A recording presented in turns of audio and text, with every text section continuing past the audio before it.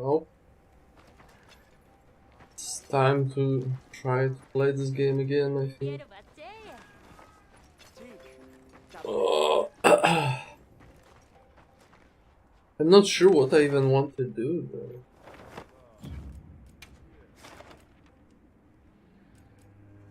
Army. And there's the arena for Mizu.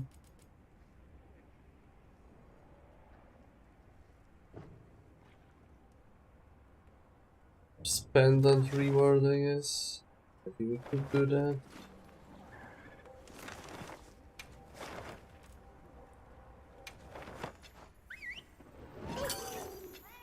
I will be probably watching shit on the side again and not really talking. But...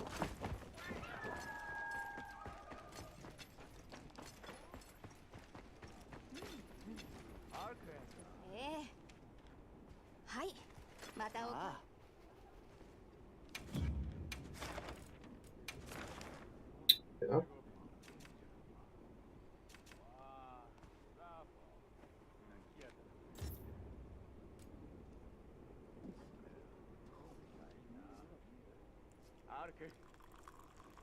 Friendship? Friendship charm? Oh.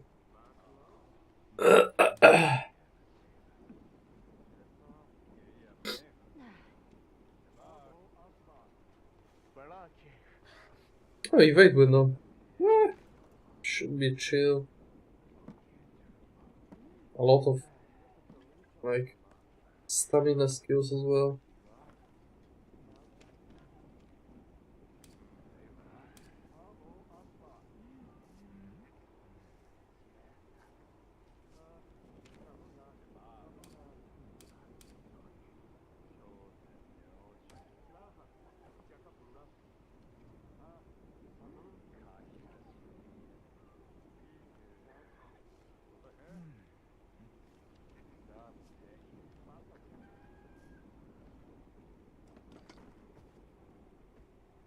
Oh, whitefish fin as well. Damn.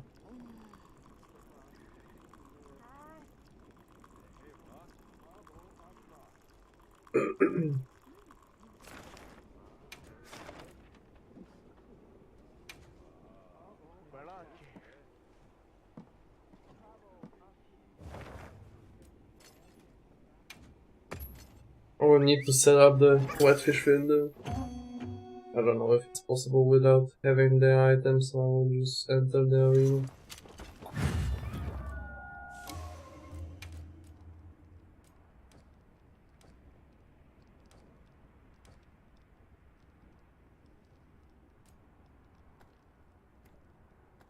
Also, we don't have normal demon dragon.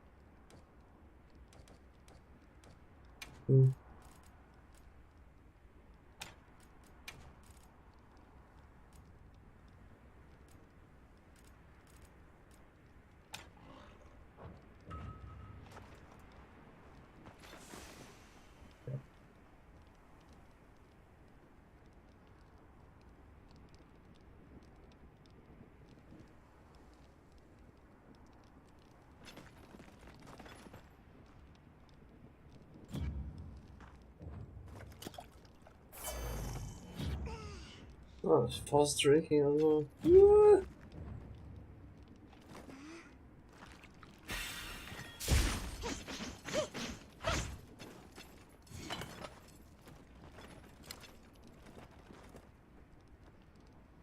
Me?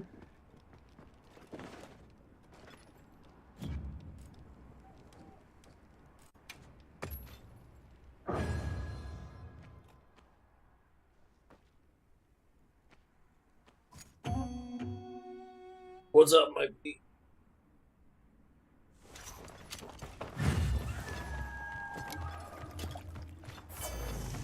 Or down. Trip. Over this.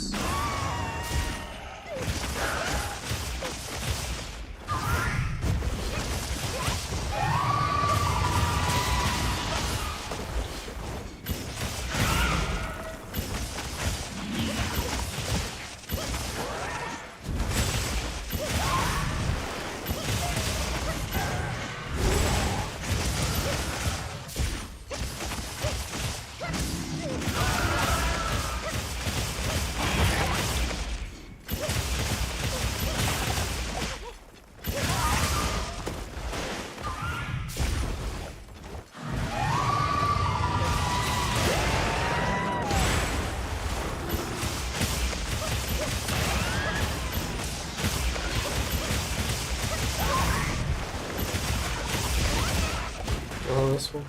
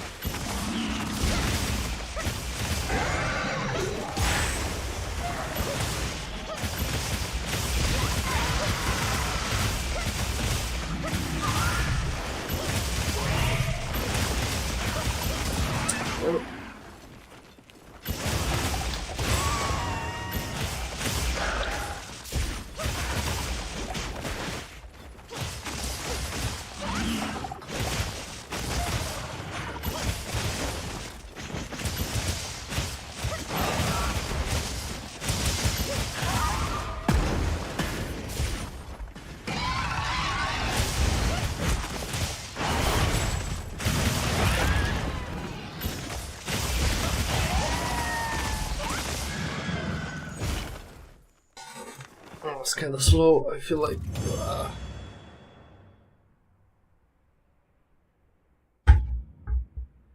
Well, slow, but fast enough. These challenges are kinda XD.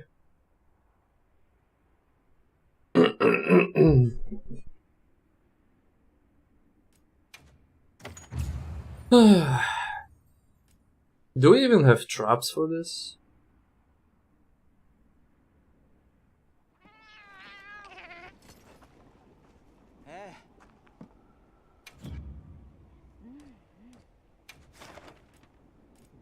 What?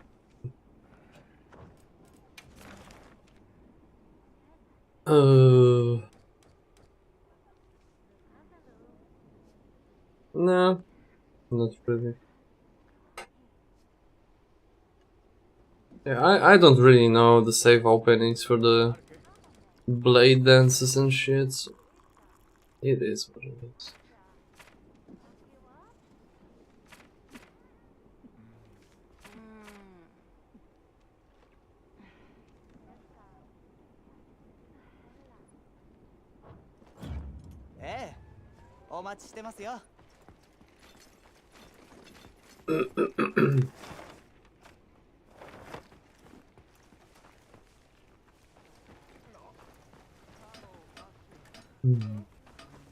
Okay, so pendant done.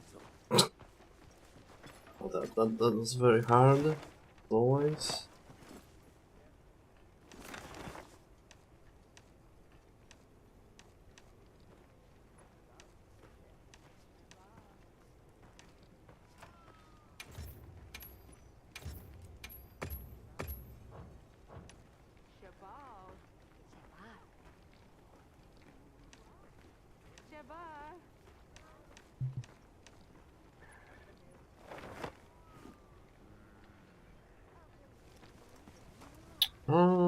And I wanted to check the AoE also. And hunting horn.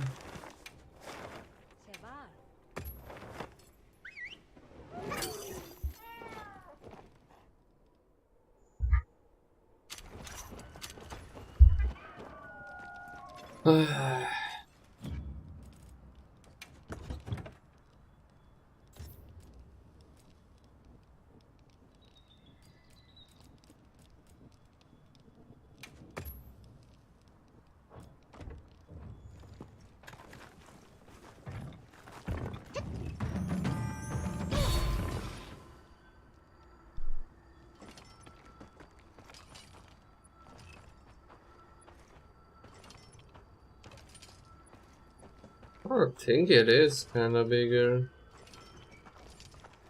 I'm really not sure though.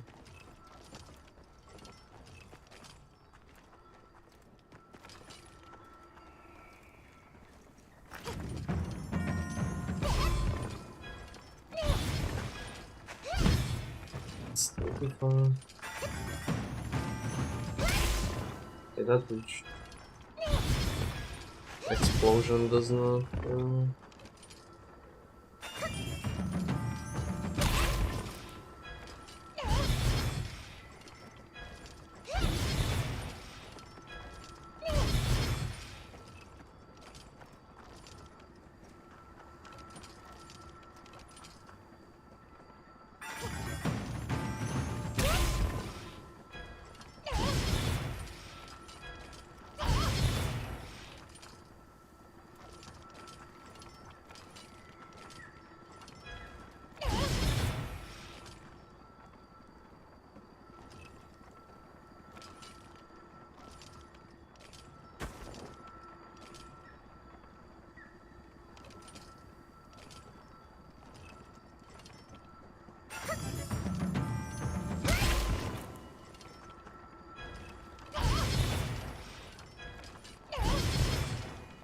I see.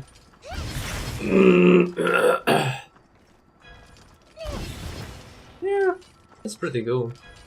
Pretty good. Very cool that shockwave, that like casting shockwave, have such a big range.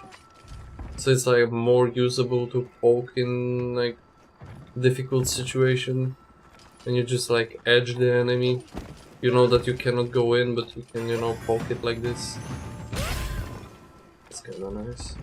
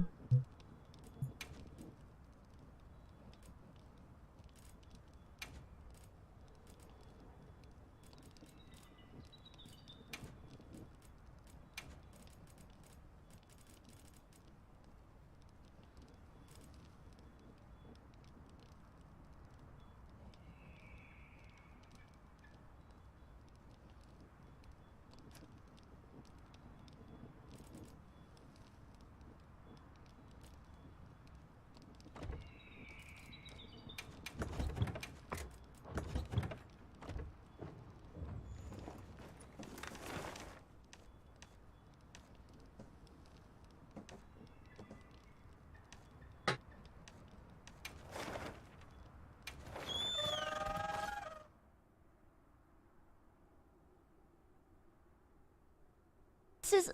Now, listen, you have to understand that this is basically the same take when she was like, do you think that people will rise up against the rich people and eat the rich? And like the guy next to her in the booth was like, Pocky, you're rich. And she's like, no, no, no, no, not like me, but like the billionaires, right? And it's like, this girl has millions to her name. Yeah, so this is... So, I don't know. I actually... I don't even know where I am. This is such a vague fucking statement. You know? I see where she is coming from, but I think you you cannot just blindly always believe victims. You kind of have some proof underneath it. You know, because like I could just say that like, oh, I don't know, that guy over there in chat, he touched my ass at TwitchCon.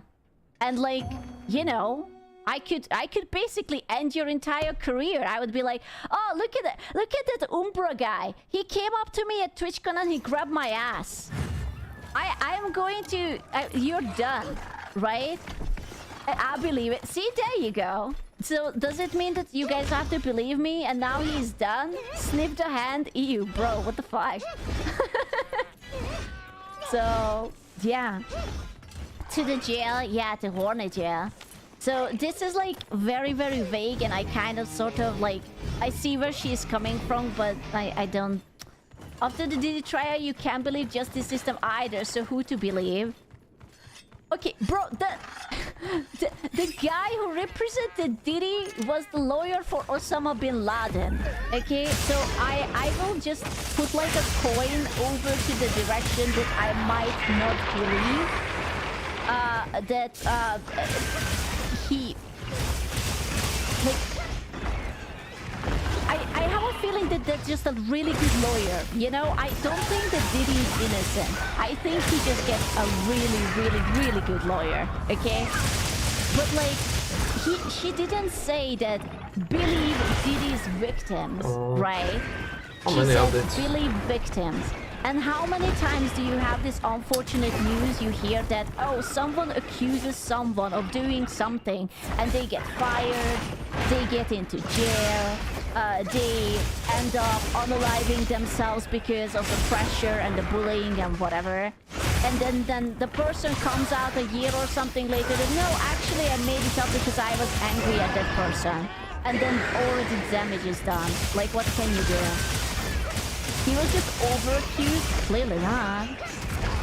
Sorry replied, Pokemon, I love you and I agree, but I can't forget the way you made fun of Amber Heard during the trial. It was really... Bro, she shit to the bed!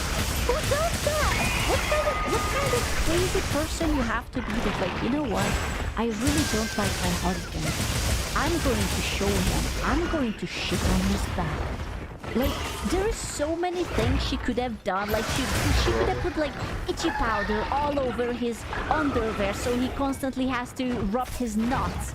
Or, like, I don't know, like, piss on his favorite Gucci shirt. But no, she decided to shit on the bed. Now, I'm not saying that you should make fun of her, but I'm just saying that if you hypothetically make fun of someone whose idea of revenge is shitting on the bed, I wouldn't blame you, you know? And blame the dog. I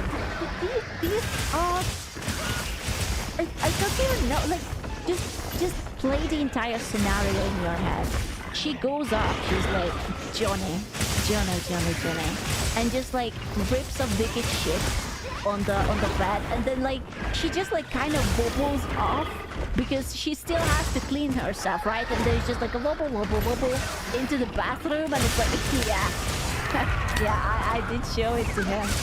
Yeah, good job. I'm just saying, if you think about it, actually the steps, you will see why it's perfectly fine to make fun of her. Disappointing. I completely understand. I regret how I restreamed the trial because any jokes are at the expense of how... Yeah. You know, I just hate it when people backpedal like this. Like, you made fun of someone, just own it. It was funny. Was it fucked up? Yeah. But like, come on, she shit on the bed and she blamed the dog. How victims can be perceived. I apologize for that and took down those videos a long time ago. Did he might have not been found guilty by the jury? He's still a horrible human being. Of course he is. He's fucking awful. And bro, I'm still saying that lawyer is going to double and triple his salary for the next client, because how the fuck did he do that? Like, don't get me wrong, I am actually shocked by that he basically got not guilty on all the charges. It's crazy. Oh my god, they're not satisfied. Thank you for replying. Please apologize directly. Please, Pokemon, could you just call up Amber Heard? I heard that she lives in Spain. If you could write her a handwritten letter and tell her that you're sorry for making fun of her squatting over the bed and pottying onto it, that would be really nice. Amber Heard, because the platform did in fact add to... Yeah, dude, this is why you should never apologize, okay? You can say sorry and it will not be enough. What? Then they will want like reparations, or you should donate to someone, you should do this, you should... No, just don't talk to them. It's fine, they will forget it. You cannot change these people's minds. They already think that you're an awful person, right? It doesn't really matter. Yeah, exactly. Like, you're offering a handshake, they are already chewing on your entire arm. It's literally... These are like these entitled, literal who's who think they have rights over what you say and what you do. Oh, come on! Just like... The smear campaign that was set up against her. I'm watching videos and looked up to you since I was 11. Because you're a woman!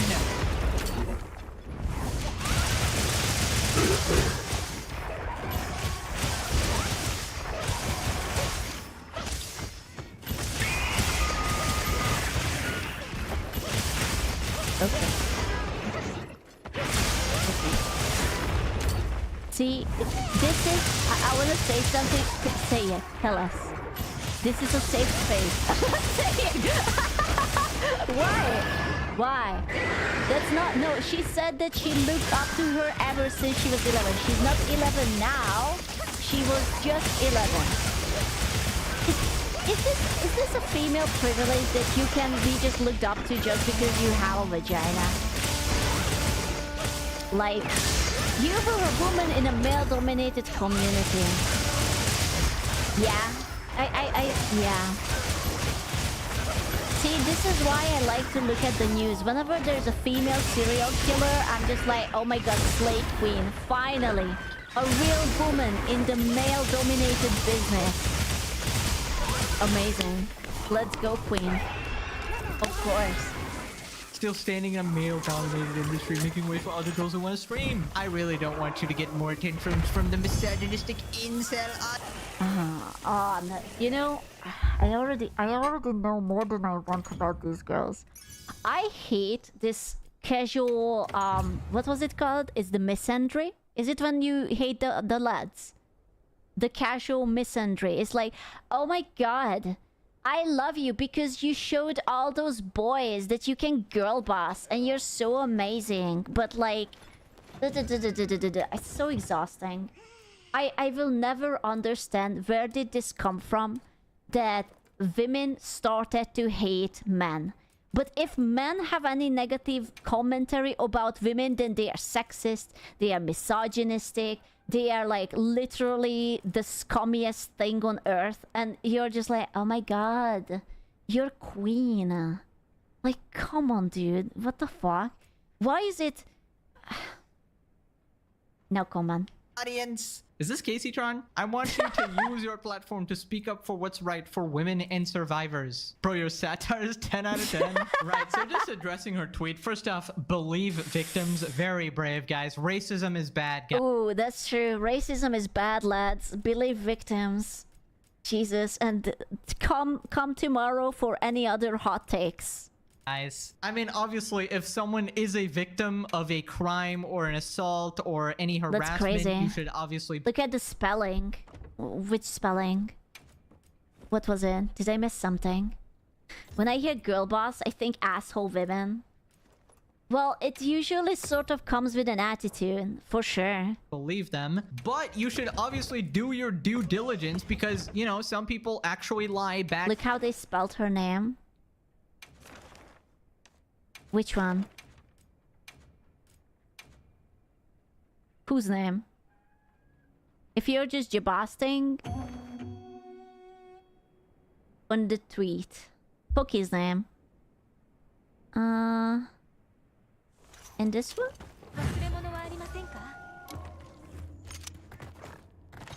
Are you lying? Am I getting one guide? Am I going to put something up your ass? But you should obviously do your due diligence because, you know, some people actually lie, bad people exist. And then in that case, they are not actually victims. And then the person being lied about is the actual victim. So I agree with the statement, believe victims, but you gotta, you know, do your innocent until proven guilty. You gotta make sure they ain't lying. Not just believe literally anybody who says anything. Now, somebody responded, Pokemon R-worded me, which is... Oh no! Oh shit! Does it mean we have to believe him? Oh no! The Canadian Anon! Fuck. We have to. Oh no! Yeah, I can't believe she done this. Oh no! Just absolutely crazy. But I think what we're trying to illustrate is How does this fucking bleed? I have 2 points into anti-bleed. I am the real victim. I was promised cookies and I still haven't gotten shit. Okay? I have the DMs that I was promised cookies and I have no cookies. Where are my cookies? Sad. I was come on. Negative cookies. I even would have lied and say that they are beautiful and worth it. I don't know. I just like free shit.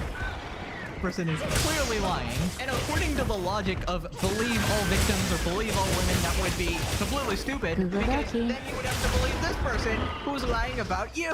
Now, I'm not going to go into the in-depth detail. Wait, for real? You were promised cookies and you didn't get that? Yeah. I swear I'm not tripping. I have on my main account a DM from Pokemon. I don't think it was her. It was probably like some like manager or whatever talking on her account. But it was the official account. And they were like asking for my address because they wanted to send out cookies. It's when, you know, when they came out. And I was just like, oh man, cookies for free in this economy? And I was waiting for so long and I didn't get shit. It was so sad. I was very sad. Yeah, I still have it, and it's still the official thingy. I filled it out and I got nothing. They just wanted my address. Why does Pokemon want my address? Do I have to duct tape my holes? No, it's okay. She can have my holes. It's fine. I don't mind. She's crazy. Of the Amber Heard Johnny Depp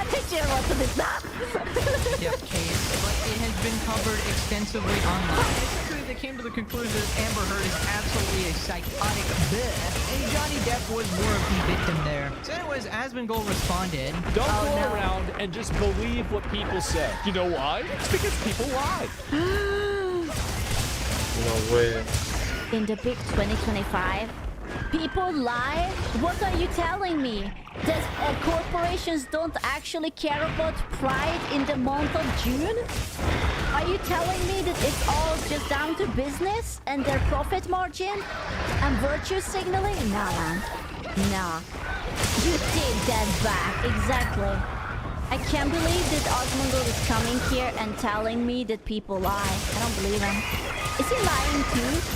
Ooh, then maybe it's like a double lie. He's lying so that he will think that we will believe him, but we actually don't because it's a lie. What a dumb thing to say. Pokemon is apologizing to someone on X for laughing at Amber Heard. I apologize. I took down the video. She's apologizing for laughing at Amber. You should never apologize, especially for stupid shit. To like random person. Like, who is she? Why would you even entertain the idea? Oh no, I want to learn how to draw. Any artist have this for me? I will teach you how to draw for a packet of cookies that you promised me. I'm tracking the date. When did you promise me the cookies? It was 2023. I'm still waiting. November 1st, 2023. I just checked my DMs. For a packet of cookie, I will teach you the basics. Easy. Yours to make it 3. Okay, 3 packs. Now we are hardballing. Amber Heard, my sources that I made it the fuck up. Okay, when they were talking about you have all this evidence that he actually did it. I gotta say, backtracking after this one is wild.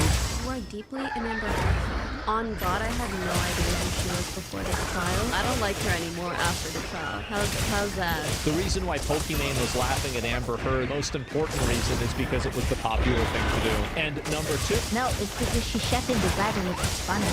Like, no normal adult human being would do that. Like a normal scorned wife would just pull out a pen or a knife and just like be the honorable thing and beat the husband up with it. Not just like, who does that? What kind of animal are you? Oh man, just like take like a nice tefal pen and just go at your man like a normal person. Jesus Christ. Yeah, that's unhinged as fuck. Two is because she was a crazy fucking bitch. My dog stepped on a bee. My dog stepped on the bee. Did shit on beds, cut herself, and did all kinds of other insane stuff. It was I still don't like. I get it that she's an actress, but like, what is the emotion behind this? Like, what happened? What Stepped on a bee. what is that? No, I swear, I even watched movies with her, and she wasn't half bad. Okay, there was this one movie I watched, but only because she was wearing bikini and she looked really good in bikini. But besides the point, she was really good in bikini. It was good movie. did shit on beds, cut herself, and did all kinds of other insane stuff. It was like, The movies are edited, they do multiple takes. No, her tits are real. I believe. living with a banshee. And so it's embarrassing that Pokimane would even say that. It's pathetic. I'm shocked, honestly, that somebody like that. Well, I mean, from her, it's not surprising because she always tries to have like the most politically correct, sanitized, inauthentic opinion possible. So I think this is just another example of that. Oh my god, bro. We got female Ludwig. Ain't no way. Don't say that. Don't say that. It's not like that. No, come on. Now you're just ruining my boner. No, it's not the same. Come on. No. Hey, how are you gonna say all of that and then change your mind? Well, we believe our victims, guys. You never want to have blanket statements like that because those are dangerous and can ruin people. I actually just hate that statement because it's like so wrong. Like, you should believe in proofs and evidence and facts because literally anyone can pull anything out of their asses depending on their mood. I'm not saying not to believe the Diddy victims, but like she didn't say believe the Diddy victims, she just said believe all victims. And I don't know about you, but I have met quite a few people who were vindictive enough to try to make up a lie just so that someone else would get into trouble. And I don't know, if we would have always believed them, I don't know. Now fem trust. Okay. Well, Havoc just touched my ass right now. Can we get him onto Twitch headquarters for a perma? It happened right now. I felt it. How do you feel about it? Let's do it? Yeah. See? Boom. Erased. Evaporated. Just like that. Yeah, I heard that Scoot touched my ass at TwitchCon to jail with her. No. If I touch your ass, you need to pay me. It's a service. People's lives. We have to look at the facts of each case and make case-by-case decisions. I mean, that is obvious to anyone with a brain, but I highly doubt she actually believes anything she's saying. She's just trying to virtue signal all the time. We hate the rich guys, but not me. Not me. That was such a bold thing to say. Do you think that people will rise up against the rich? Meanwhile, let me just say, Pokimane net worth 2025. Oh, yeah, okay, just 25. Oh, just 25 million. Oh, okay. That's, yeah, only. Yeah, but lads, she's basically on scraps. She fell off. Oh, absolutely. 25 million. Huh? 25 million. Yeah, it's yeah, barely getting by. Dude, she can't even afford a new Switch. Embarrassing. Also, we hate the rich, but if you're a broke boy, just say so. Like, she actually cannot shut up. Every problem is because she has to say something. It is like all self-inflicted. Apologizing for laughing at a abusive pathological liar who falsely accused a man of R-word and abuse while she was the abuser. Make it make sense. Pokimane. I feel like many people who say like believe all victims mean just believe women. Because Because yes.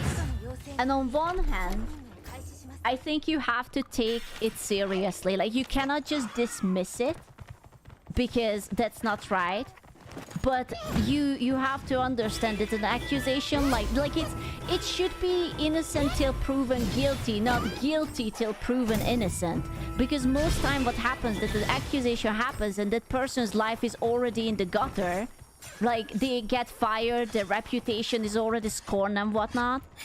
Like, take it seriously and investigate and make sure that you get to the right conclusion. But don't just blindly ruin someone's life because you decided that someone said something. That's crazy. Man is the epitome of cringe. Pokemon is the most spineless person in the streaming space and the epitome. Nah, I don't think she's spineless. I think she's just... You know what? She's just trying to be a good person. She's just so out of touch that she doesn't know how to be a good person sometimes. You just want to say something lukewarm, something supportive to the peasants. Like, you know when you're feeding ducks or chickens and you bring out the bread and you just sprinkle a little bit of bread in front of them? That's what she wanted to do. It's like, here, I'm feeding you. Have a loaf. Yeah, it's to let them eat cake sort of thing. And it was like, oh, it didn't work out, and now she's getting backlash because it wasn't fully cooked. It's like, oh, okay. Maybe if I support current fame. Maybe you can use... Can it fed ducks? Yes. You're my little ducky. Better word here. We got... Well, that spot is just reserved for another individual. Pokemon Random with a deep and obvious love. Believe the victim. I can see that. Yeah. It's like she was driving the Jeep and then she looked back down, spat on him. It's like, you're a broke boy. You didn't even buy my ticket. And then she just drifted away. Must be true. Must be true. Guys, yeah. Whoever was not the victim Johnny was. She'll be a host on the view in 5 to 8 years. No way. If Pokemon were very low, their kids would be little slugs. Oh my god, bro. Oh my god, what the fuck? I don't want to kiss it. What a crazy thing to say. Jesus Christ. Sold me, man. Now click this video or Ludwig shows up beep beep for your house with a 24-pack of beers. Yeah. I don't want beer. Can he show up with something better? I don't want the beer. Thank you, Mr. PP. This was very cool. I like it. If you guys want to check out, it's Mr. More Pegasus. And he was definitely not praising Mr. Egg because he spoke highly of him. Yes. Very nice. Ale and cider is better than beer? I mean, of course. Obviously, anything is better than beer. I'm sorry. I know that you guys are men and you guys probably are into beer, but...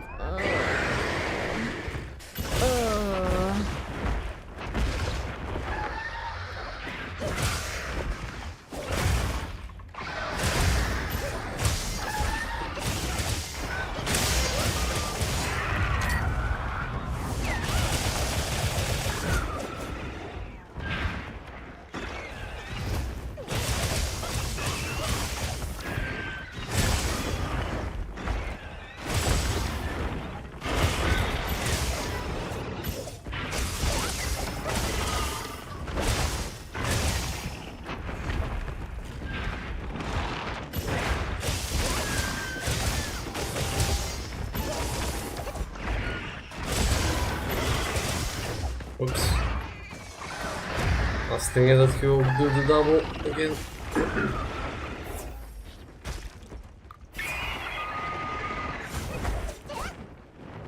Oh, it's pretty good.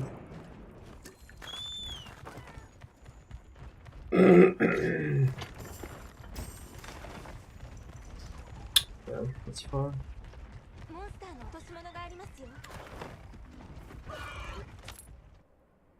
I needed to resharp anyway, so it's good timing.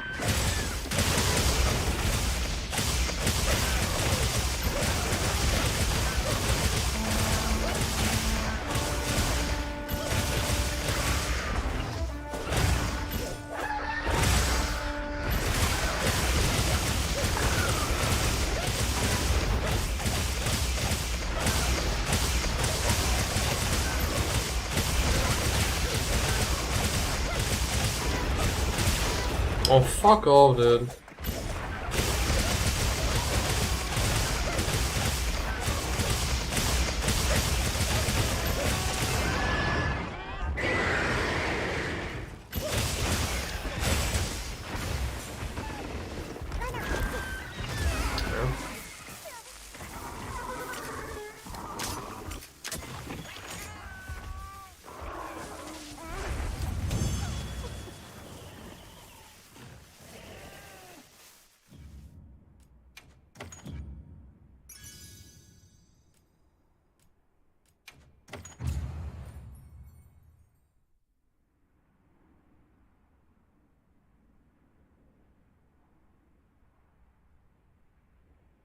Kinda want to try how bad it will be with the fucking hunting horn.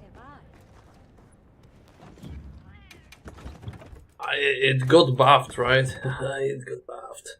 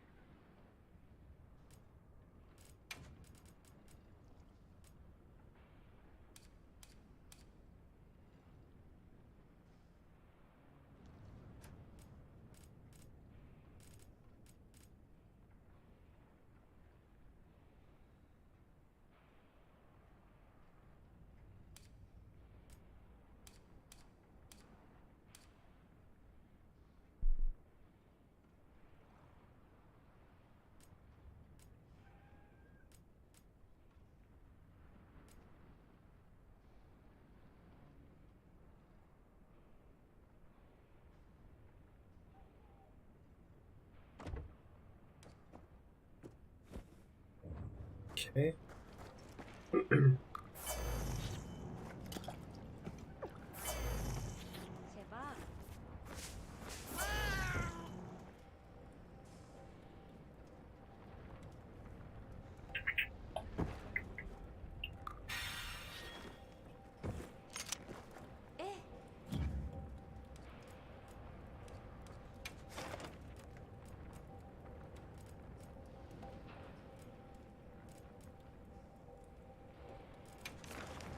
Mm.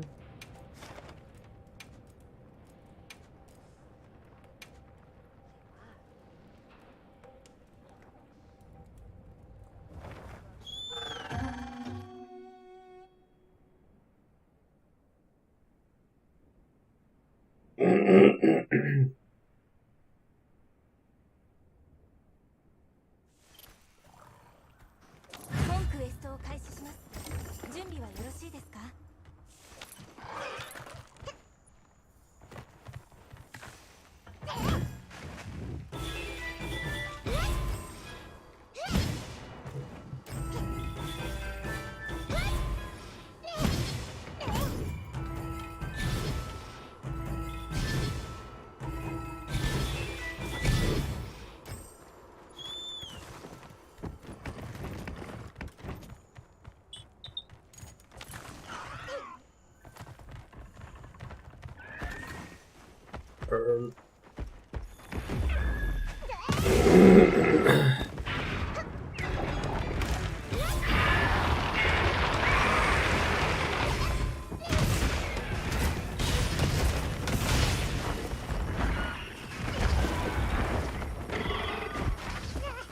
Oh yeah, that's great.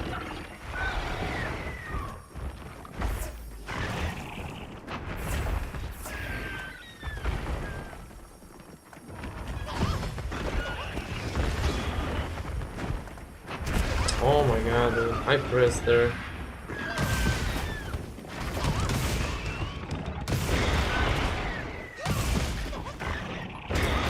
pressed again.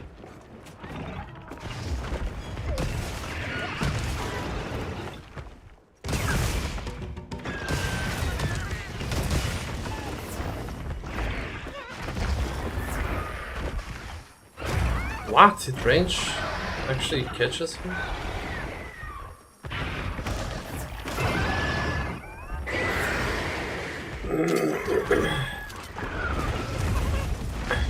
What?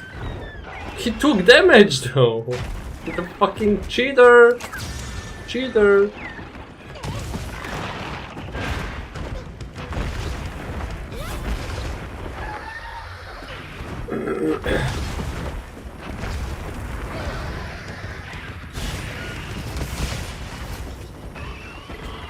Are you serious?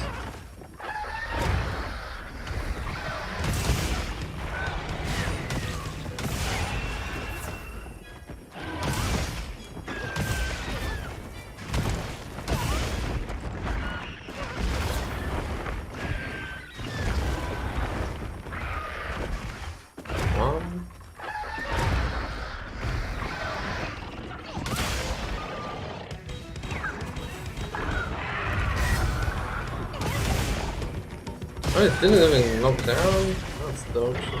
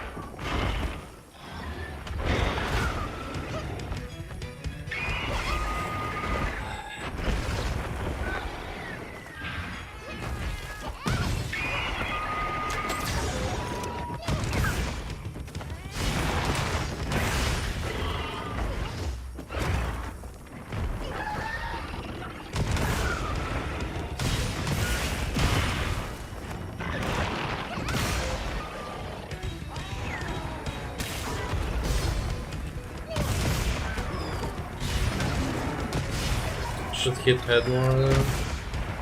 Stun.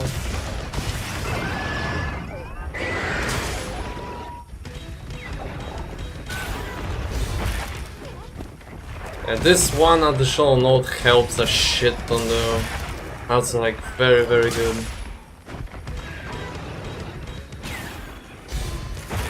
Like that's what I was saying on, like, you know, before this update. That hunting horn really would benefit from that one additional node, because it would like improve.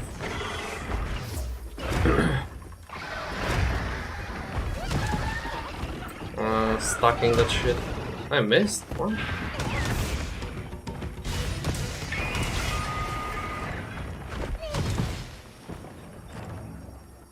It's not bad. I sucked early a lot.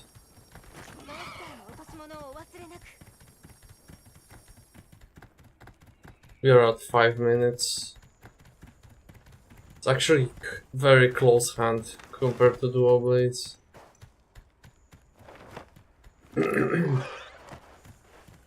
If I will manage, like, not fucking suck and actually get, you know, some stun locks here and there, when I will start like chaining the wounds with, you know, all the songs and shit, it should be like very smooth.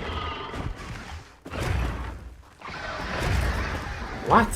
Okay, how that hit me? I have no fucking idea now.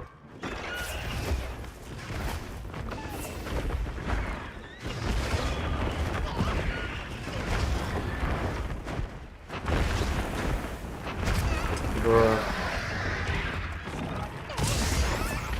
What's fucking inconsistent fucking hits though on this monster.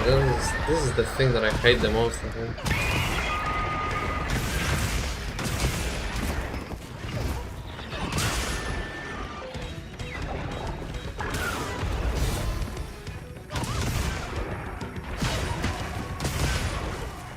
Where is the stun though? I didn't trigger even one, I think.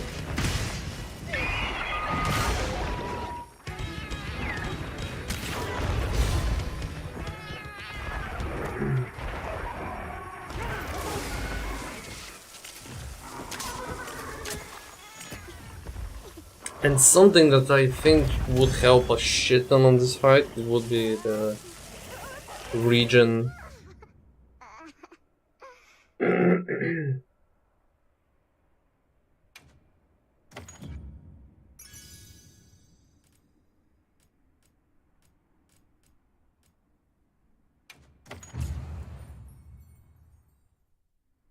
Because he loves to fucking poke. But I might need to have the fucking bleed resistance then.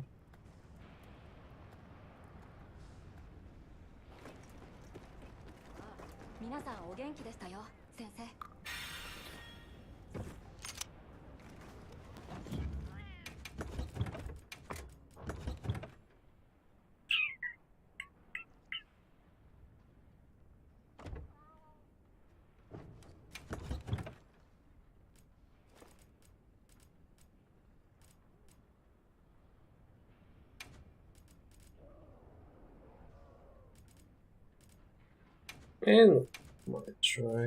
I'm not sure if we have brace from the self-improvement or not. I don't remember.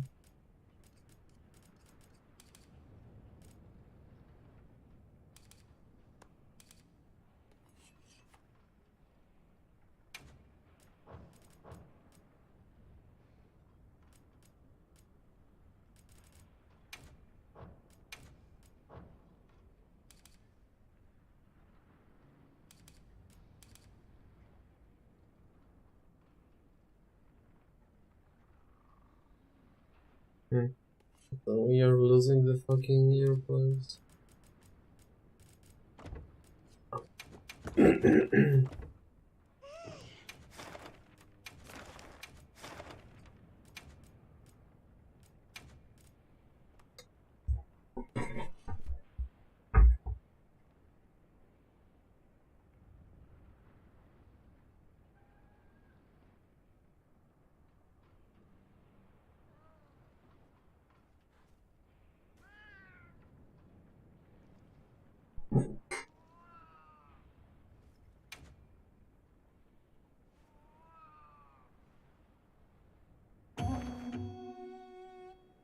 So it doesn't feel that bad.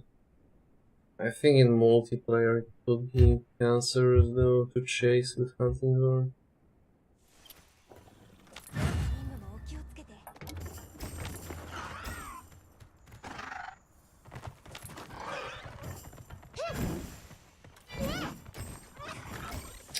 Fuck.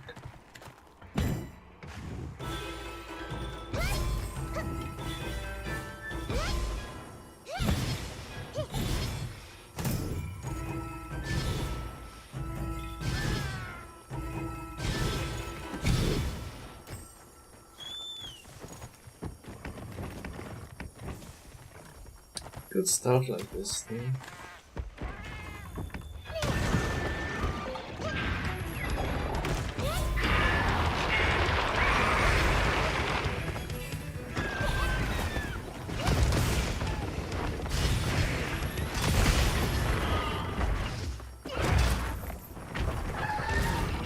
But the AoE on this fucking dog shit though, so annoying.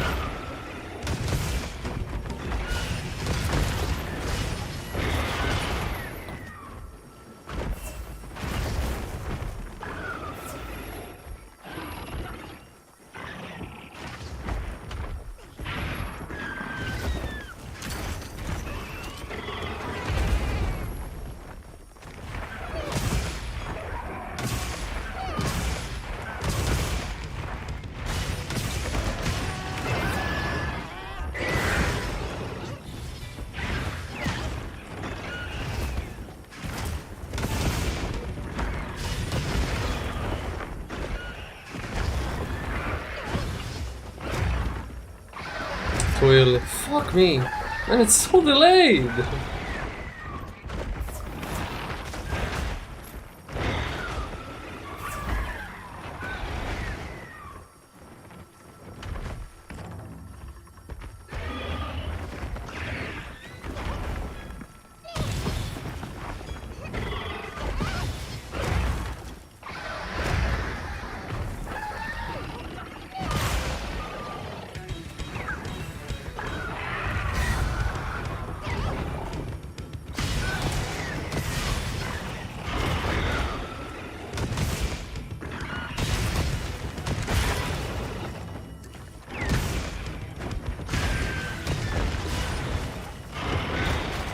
Okay, I dodged one, got hit by second.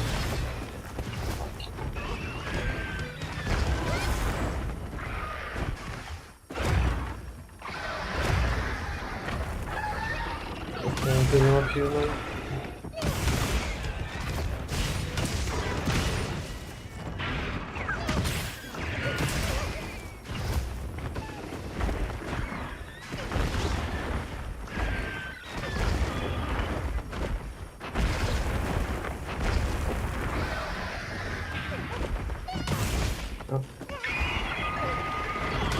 Yep. Fucking tail grab with it. Grab the hit.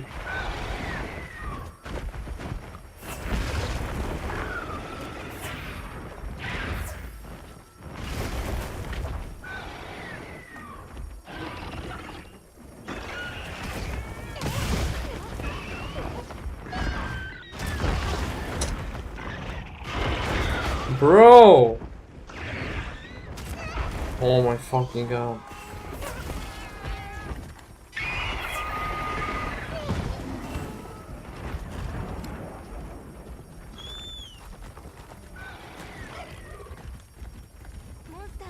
Where the fuck are you going?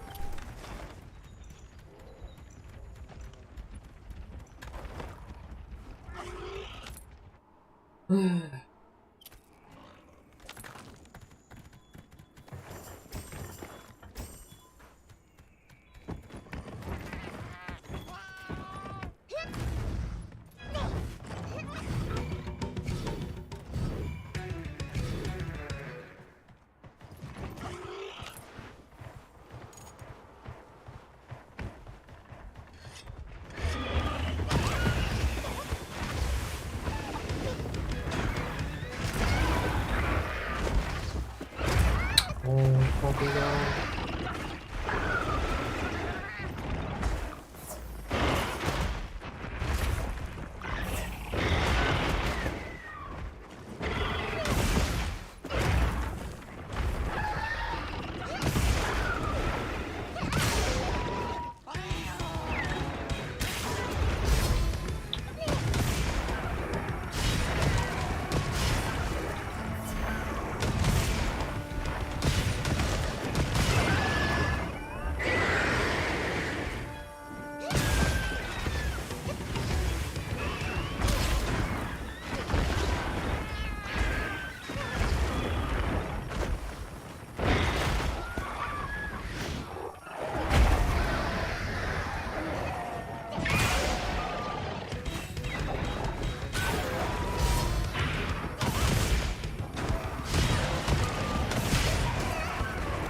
What?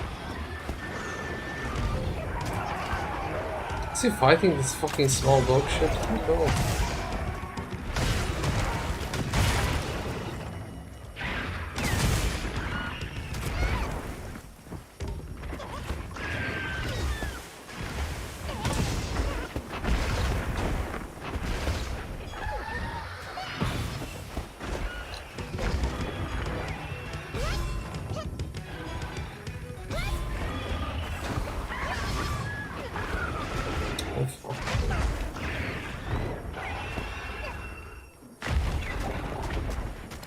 Yeah.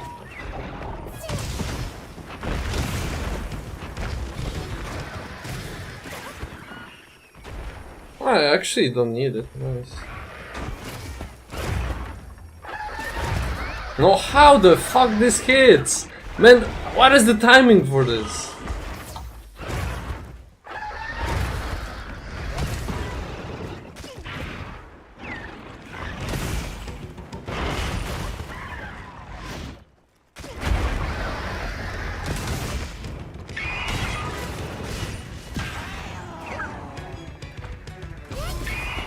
Okay, I think I changed my mind, you know, this fucking fight is cancer.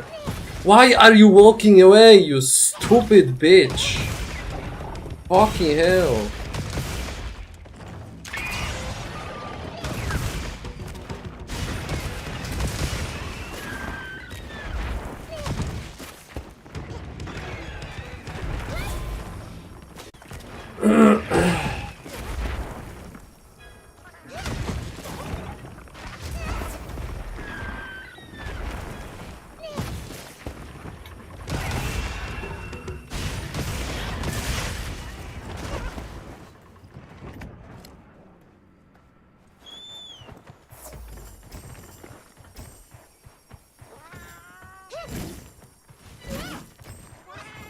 Oh, I fucking swear with this.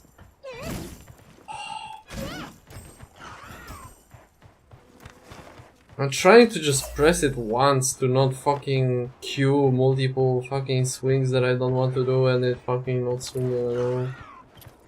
Oh, fucking mixing games. They will fix some stuff, but this game is still trash. 私が収集した素材はいつも通り一時保管ポーチに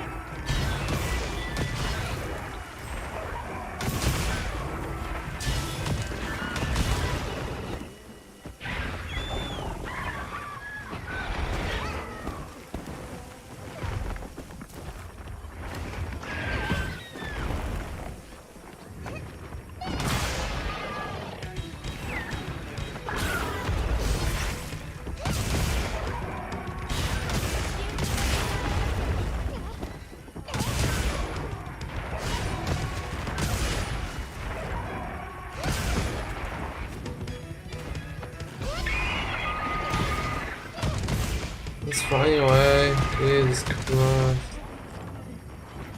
I should have capped it.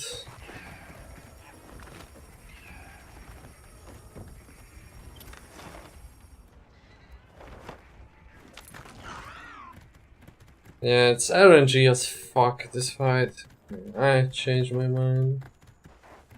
It's cancer.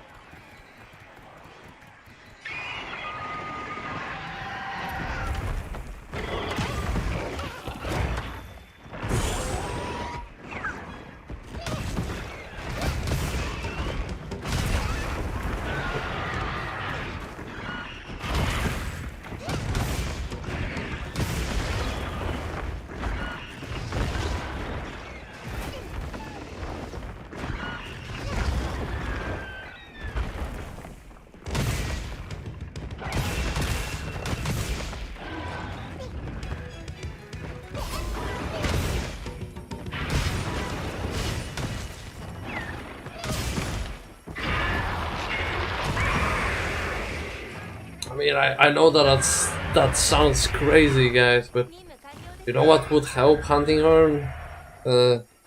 King maybe monsters getting tired from blunt hits, you know, like stamina thief actually working and monsters not being fucking enraged for like 80% of the hunt, you know, then it's kind of crazy, but you know, like hunting horn is good at it from what I have heard. I say, oh. Yeah.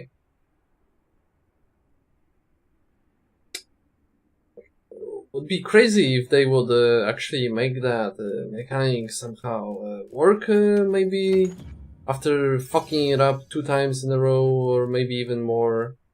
Because I am not sure how it was in older games as well.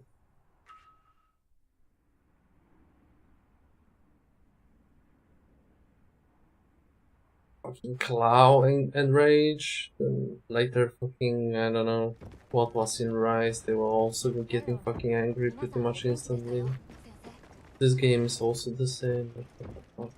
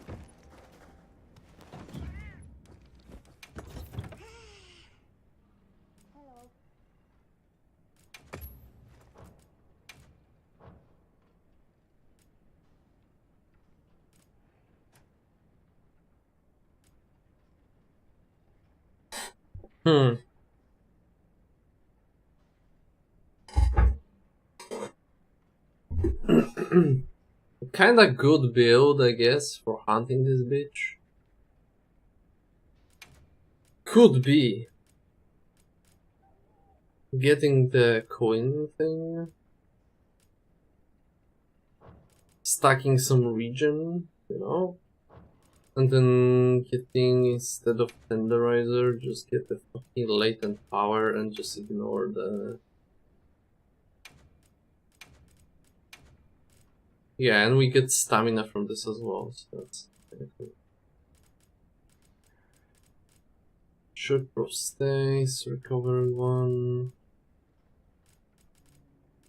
Would be nice to get level 2, but the Gobbler is something...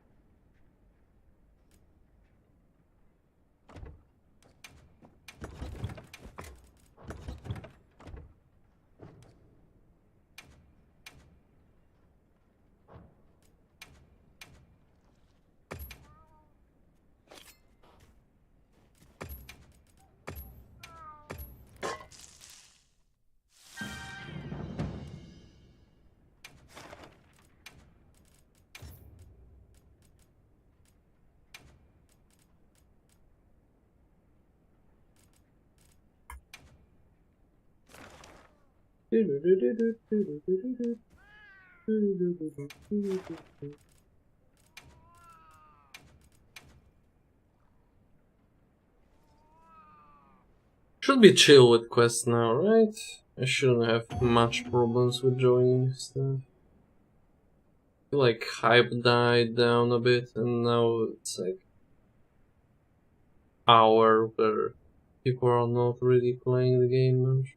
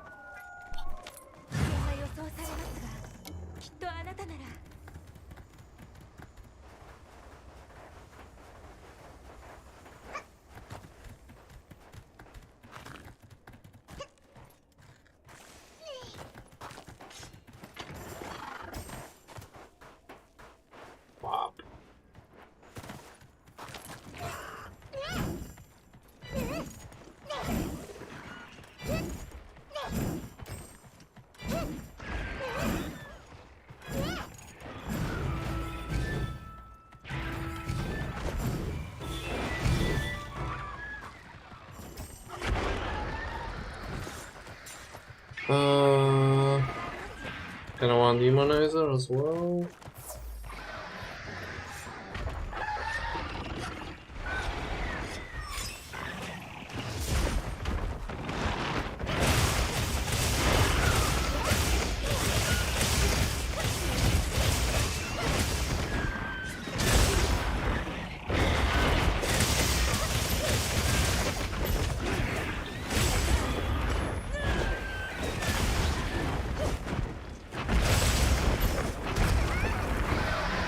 Holy region.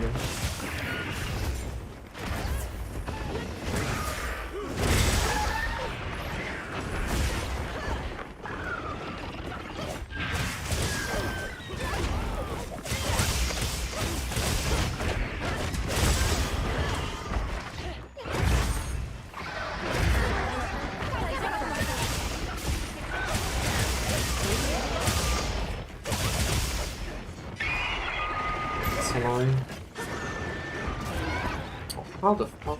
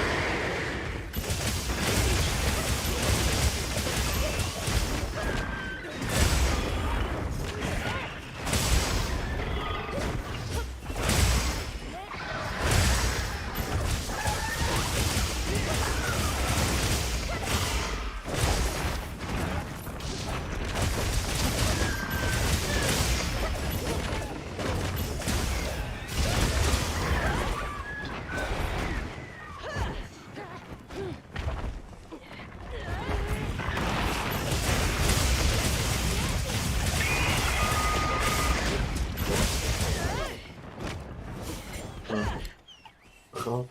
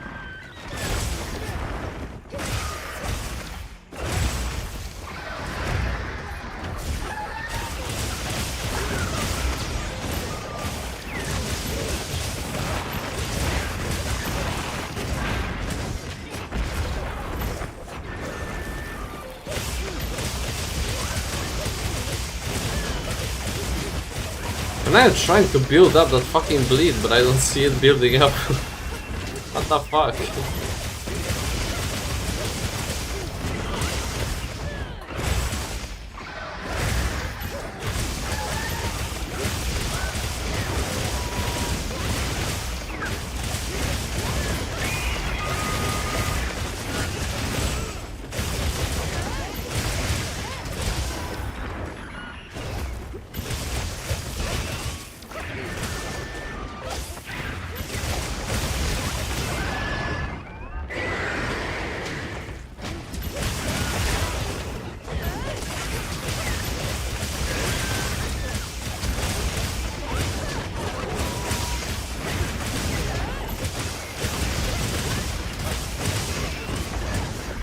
Okay, then let's try to not die.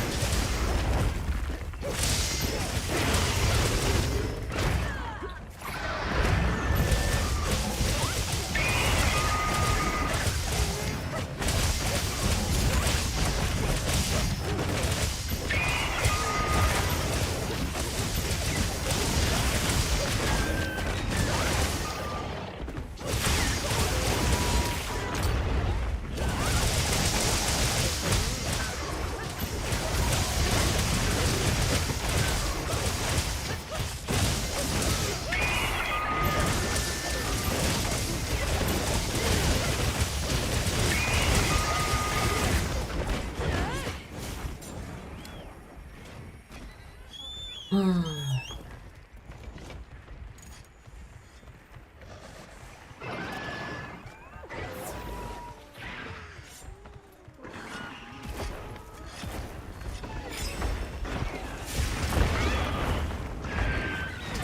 don't see the build up. Where is the bleed build up? Hit me. Oh, okay. Now it works.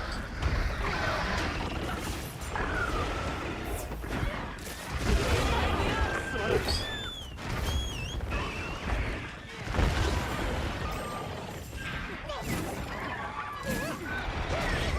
Oh, fuck off. Do I regen now? I don't? What? Wait, why?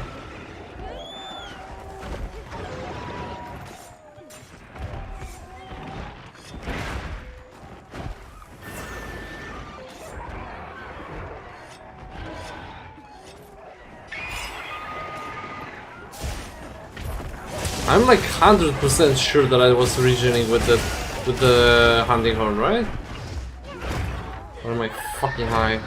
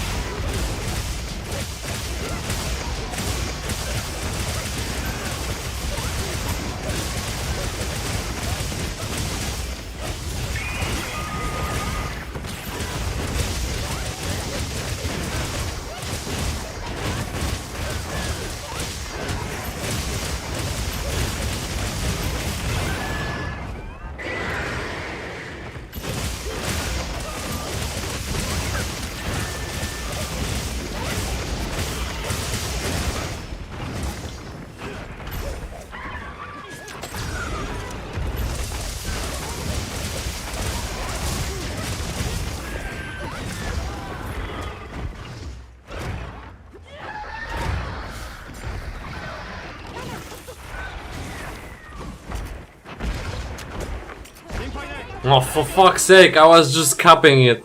It was going into the cap. Holy shit. I think it would land on the trap if he would not kill that guy. That's fucking fuck. I guess I should try to cap it earlier or something, I don't know. But why the blitz trap didn't work? Like, I swear, when I was trying to fucking hunt it with hunting horn, it was regenerating with the shit. Like, I was surprised. And with dual blades, it's not regenerating? Like, what is this game? What I am even playing?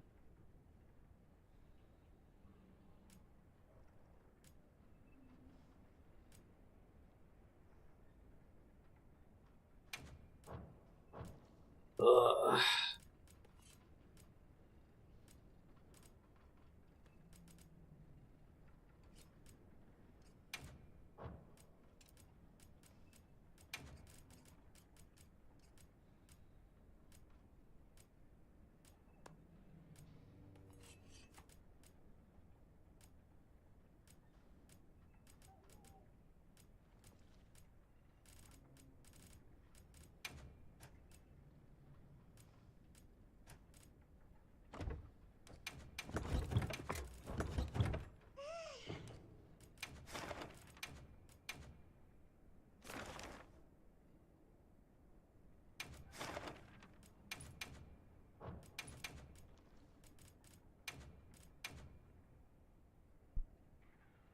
Not gonna lie, I feel like slightly sick.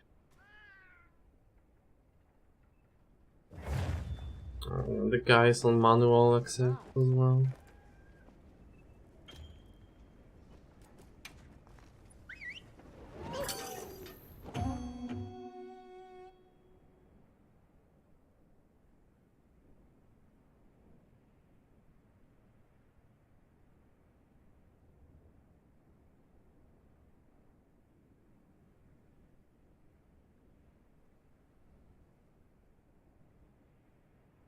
It's showing HR now. The DPS matter. Respectable.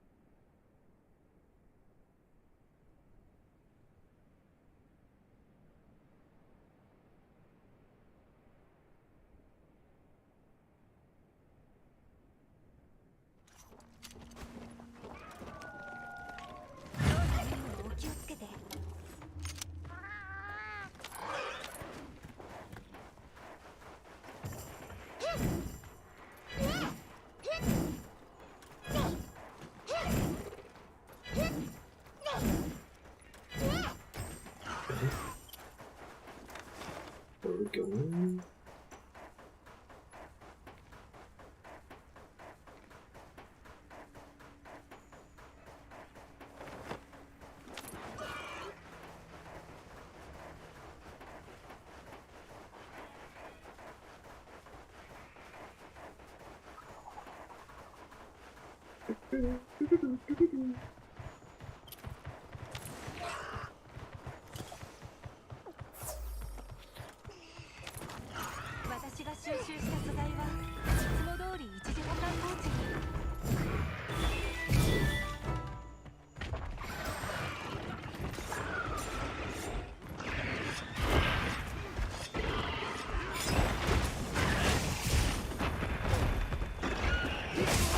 Oh, fuck off.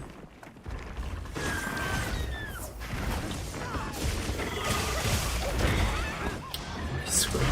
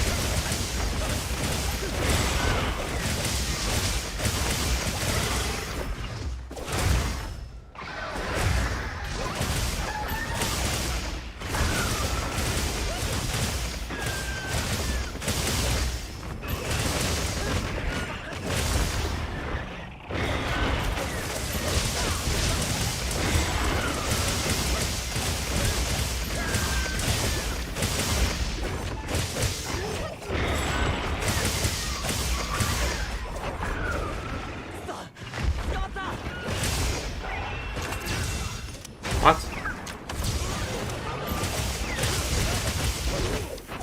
Oh, he died anyway. Paradox game.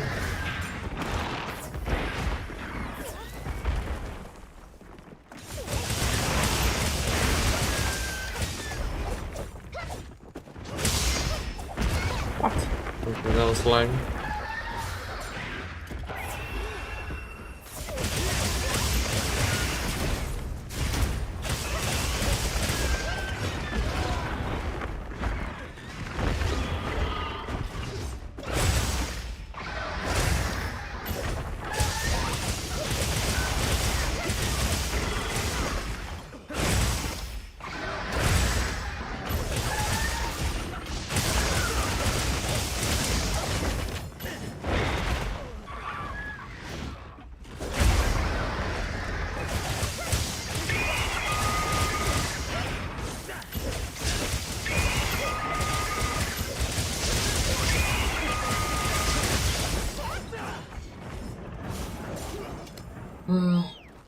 I didn't want to open it. Stupid. Weird.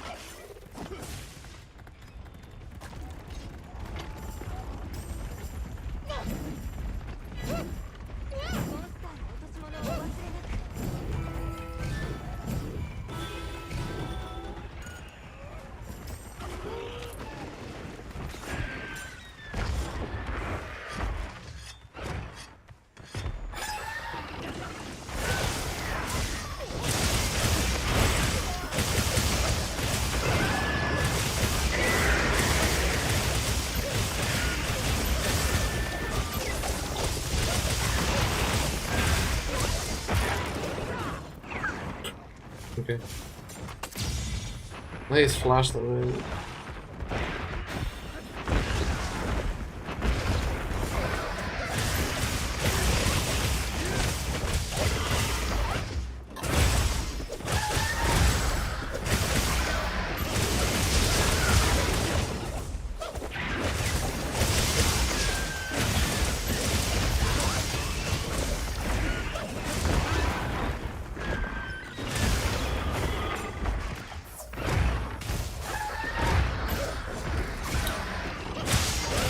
I am already transferred.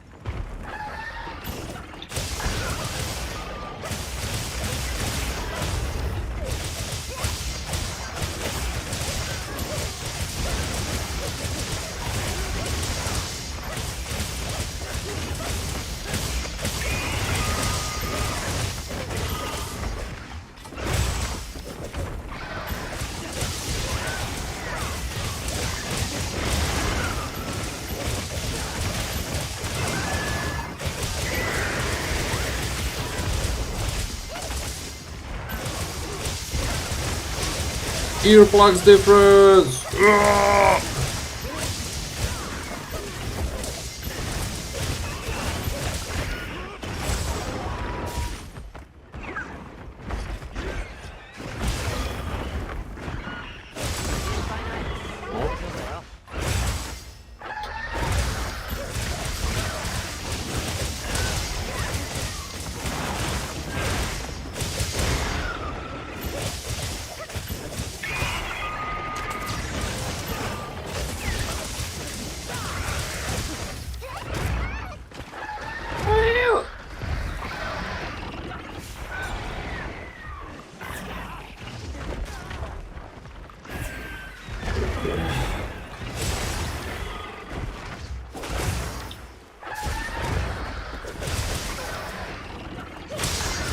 Could do this, I guess.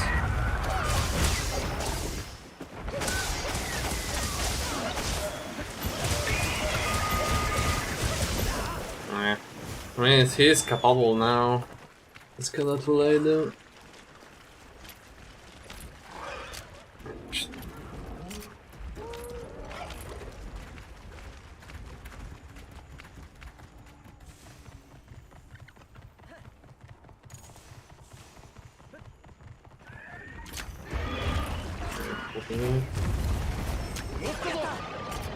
Oh, okay. That should be easy cap now.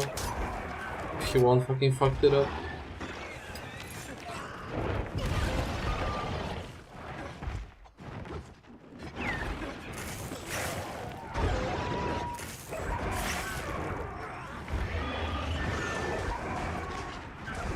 I'm really tempted to just put the trap under him and flash.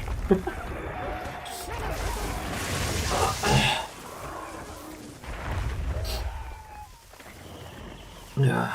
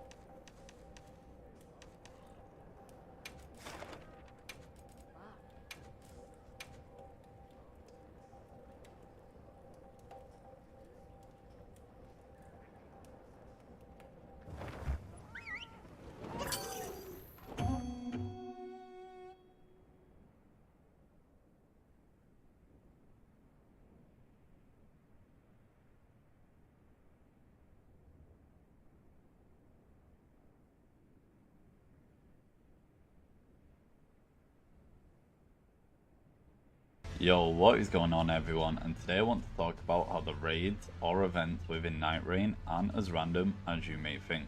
If you watched my last video, you will know that actually not much within Night Rain is random, and if you haven't watched that video yet, I would highly recommend doing so before watching this one, just so you understand what I mean by not random. But today let's delve into the raids, and I want to start by explaining that they do follow the rule which I explained in the previous video, in regards to the fact that they are tied to particular seeds and predetermined before you ever load into an expedition. This means that FromSoft actually designed these seeds and then applied particular events to them. You don't just load into every single seed in the game and have a random chance of a particular event happening every single time you load into that game. If you were loaded into an event seed, or you didn't. Each event and raid are actually tied to 2 or 3 bosses. For example, Morgoth's Invasion can only happen when you're fighting against Adele, Sentient Pest, or Heolster. You will never ever invade when you are against any of those other bosses that aren't the 3 that are listed. The days which these events occur on are also predetermined. It will in fact happen on a decided day on that seed. Day 1 events will happen randomly between 6 and 8 minutes during that day. Day 2 events will happen anywhere from 2 to 8 minutes during that day. However, if you do have a shift in Earth active, Day 2 night boss events such as Morgoth Bubbles, I pressed fucking game. randomly between 2 and 3 minutes. Can't see Now, shit. me wanting to dive deeper into these events and how they really work, I went through every single sequence in this game and broke them down in an effort to not waste your time. I'm going to deliver the information straight to you, and I'll read off all the information possible for every single event that I think is interesting. So for example, I'll list which bosses they compare on, the amount of seeds that they're present, and the rewards, and I may include any extra information on an event-to-event basis that I think is interesting. Starting off with Morgoth's Invasion, this can only happen when you're fighting the Sentient Pest, Adele, or Heolster. He will invade on 12 out of 40 Pest seeds, 4 out of 40 Heolster seeds, 9 out of 40 Adele seeds, and this means that if you're looking to fight Morgoth, you should fight him on a Sentient Pest expedition. If you choose all 3 bosses at once, you have a 20% chance of him invading any particular seed. This is the highest occurring event out of any event in the game, appearing in 25 of the possible 120 seeds. On defeating Morgoth, every new grace that you spawn will give you around a 2% damage buff, backing up to 10 times for a 20% damage buff. The bubbles event will only appear when you're fighting Kaligo, Heolster, or the Sentient Pest. The bubbles will kidnap you from your current location, and you won't be returned to there afterwards. It will appear on 4 out of 40 Heolster seeds, and 7 out of 40 Kaligo and Sentient Pest. Which means if you have all 3 bosses active, you have a 50% chance of loading into a seed where the bubbles will appear, as there is 18 out of 120 possible seeds where the bubbles will appear. Upon defeating Augur inside of the bubble, you will gain the ability to heal with your command and also restore energy at the time. Sentient Pest Invasion is found when you are fighting Augur, Libra, and Heolster. It's the rarest event amongst the main night. Oh damn, it's raining hard right now. And he can invade you when you are fighting Augur or Libra and 8 out of their 40 seeds, and he will only invade from 4 out of 40 heals. Upon defeating the Sentient Pest raid, you will gain a chance to gain 10,000 runes from just hitting and killing enemies. This lets you amass an insane amount of runes like this player did here. We got over 2 million runes in one single run. The Libra curse can be applied when you're against Bulgor, Kaligo, or Heolster. It has a 10% chance of appearing when you take on Kaligo or Heolster, and a much higher chance at 22% when taking on Bulgor. This is easily one of the best events within the game, as the damage numbers you can build up are insane. When you rid yourself of the curse, you will gain a damage buff for the total amount of runes that you are holding. Every 10,000 runes you obtain nets you an increase in damage, and that buff has a soft cap and a fall-off point. The soft cap starts at 50,000 and the fall-off begins at 100,000. You get a 4% damage bonus between 0 and 50k. You get a 2% bonus between 60 and 100k. You will then get a 0.7% damage buff for every 10,000 after 100k. I would highly recommend that you stop leveling as soon as this buff is applied and build yourself up some crazy damage. Within the game, there are also smaller events which can occur, and these smaller stop events alt-tabbing, you will not bitch. overlap with any other event. They will also show up on less seeds and also during less bosses. The first one being the Frenzy Tower event. This will only show up in raids against Libra and the Sentient Pest. However, it will be extremely rare against the Pest as it only shows up in 2 of the available 40 seeds. Against Libra, you can find it in 10% of its possible seeds, which makes sense as the Madness rewards in this event are way more valuable against Libra. The main thing to note about this event is that you'll actually need to head to where it can possibly spawn, otherwise you will have no idea if you have it within your game or not. There is one spawn that only occurs if you're the Garden City active, which can be found right here, but other than coming into distance with the Frenzy Tower, the game will not tell you that it is. The additional night boss fights during day 1 and 2 are actually considered an event within the game. These can only occur when you're fighting against either Adele or Fulgor, and this event has a 10% chance of happening against both bosses. There is only a small benefit to this event, which are the extra runes and the passives that you obtain from defeating both bosses. This also does come at a risk at losing your run if you aren't well equipped to win your fight. These next 2 events will actually be visible on the map from the moment you load into the game, so if they're not visible the second you check your map, and they are not available in that area. The Walking Mausoleum event will be displayed with a big red circle on the map, and only has a chance to show up when you're taking on Augur or Beluga. With a 10% chance you'll find them against Augur, and only a 7.5% against Beluga. If you do have a Walking Mausoleum, they allow you to go inside by climbing up their legs and duplicate any weapon that you choose, exactly like the chamber within the Shadow Pit. This allows for easy dual wielding or sharing powerful weapons with them. The difficult sorcerer's rise will have a blue effect on the map around the normal rise. You'll notice this when you approach them, and these towers require you to climb to gain access. It will grant you enhanced rewards upon completion through magic uses within weapons, and this is joint to the least likely event you will come across overnight, as it only appears in 6 of the possible 330 seeds. These seeds are found against Libra and the Sentient Pest, 4 of which are against Libra and the other 2 be against Pest. The last 2 events with them being available against 3 bosses, however 1 of the 3 bosses will have a higher frequency than the other 2. The for example, has the potential to spawn when you're hunting Gladius, Augur, and Fulgor, and this event has an extremely high chance of 22% to show up when the expedition is hunting. Am I retarded? This drops to a 10% Maybe I am. chance against Augur and drops even more to a 5% against Fulgor. This event has a wide range of enemies that can spawn, ranging from large golems that chase you to dragons and even massive. Upon defeating these enemies, the bonus you get granted is an ultimate charge cooldown, making this an awesome early game event to run into. The Meteor event has the potential to appear when your expedition is hunting either Gladius, Adele, or Gligo.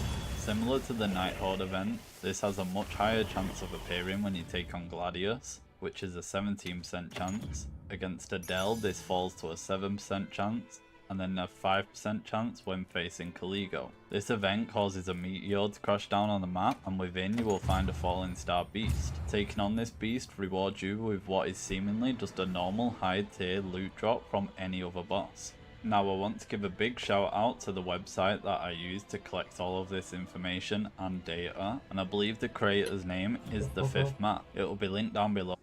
The additional night boss fights during day 1 and 2 are actually considered an event within the game. These can only occur when you're fighting against either Adele or Fulgor, and this event has a 10% chance of happening against both bosses. There is only a My man is like, this is not random. It have 10% to appear. uh...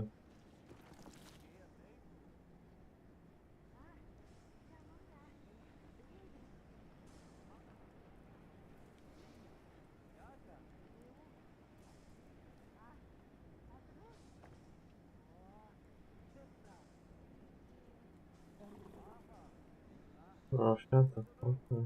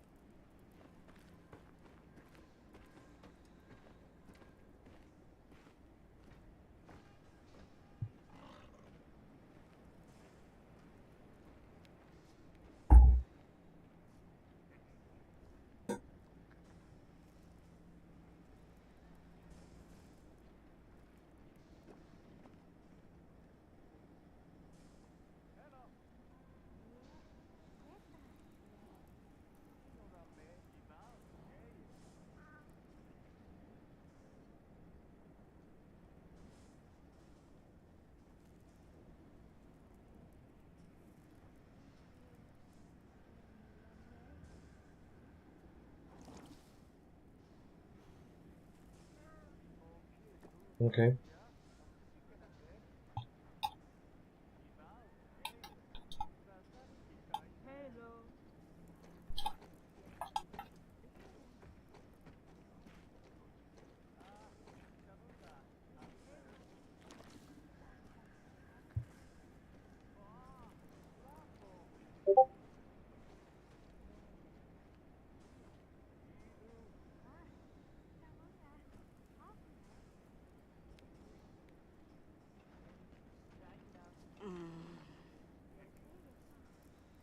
Go, and this event has a 10% chance of happening against both bosses. There is only a small benefit.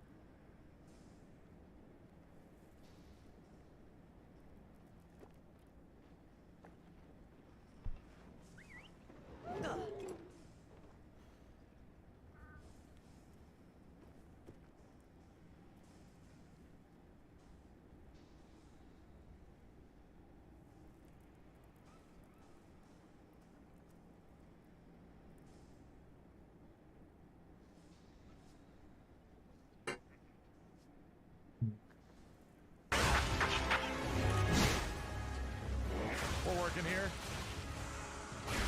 Oh my god, this is badass.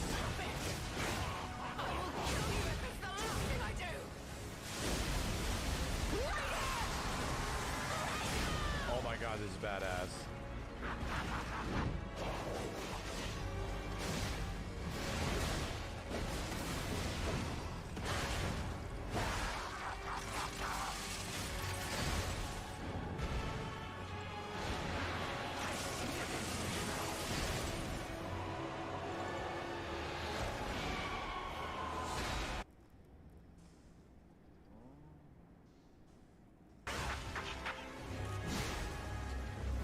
We're working here. Oh my god, this is badass.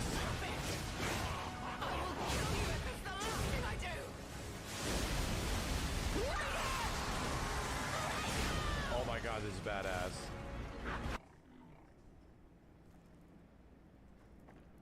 Hmm?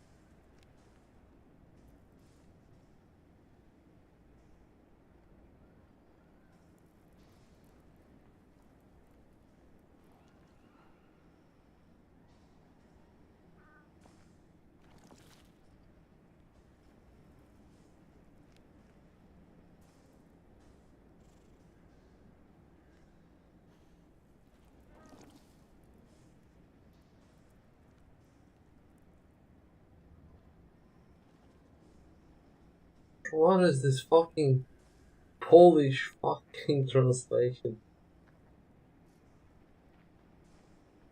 And has an extremely high chance of 22% to show up when your expedition is hunting gladiators. Ah, it's this thing.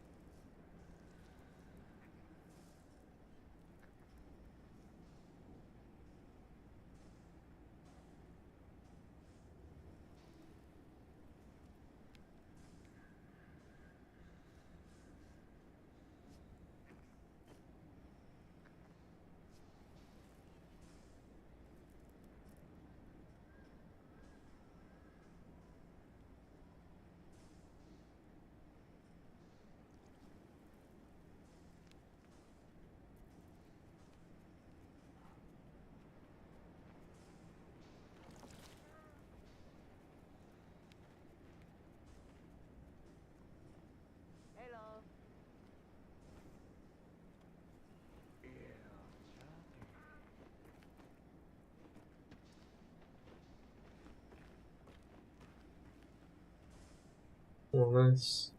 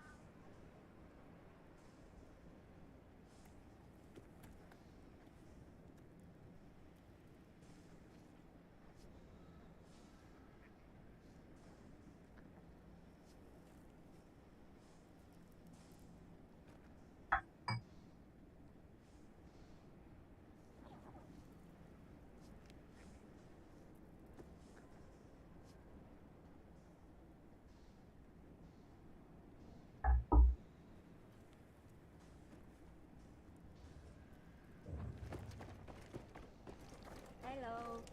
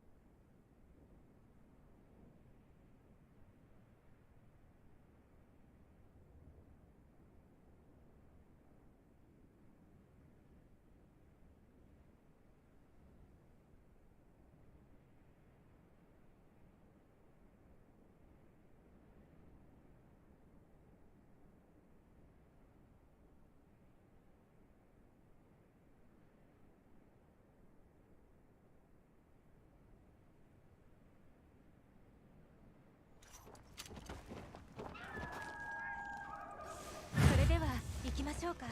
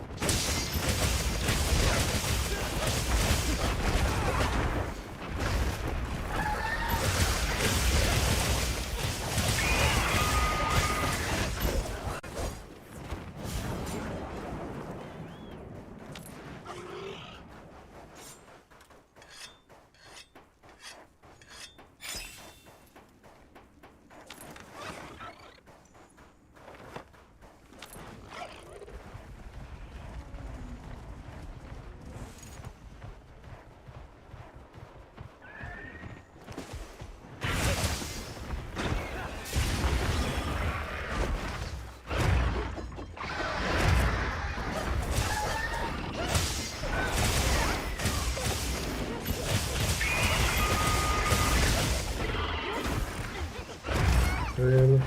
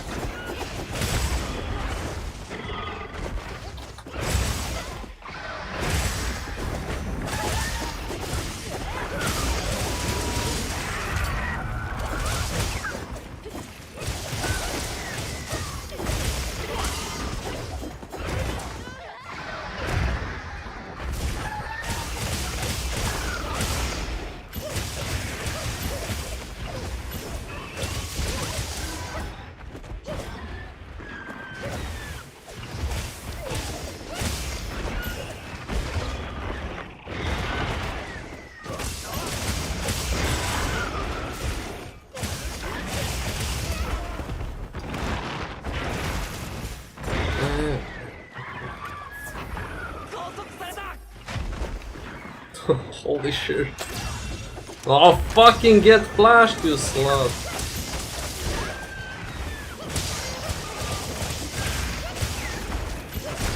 Oh shit game.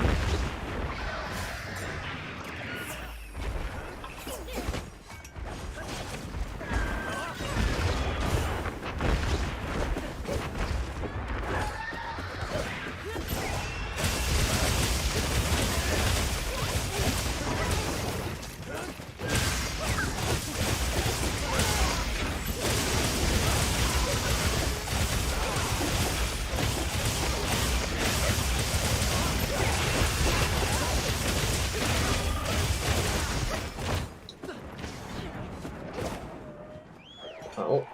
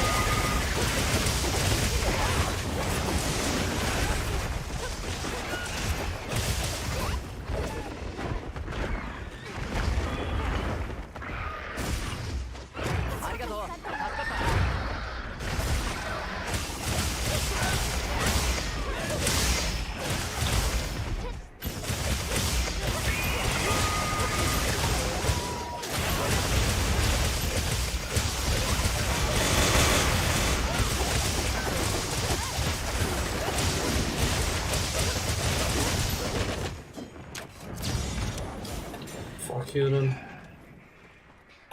Fucking stop all tabbing! Jesus Christ. Why did I get like weird muscle memory to alt tab now?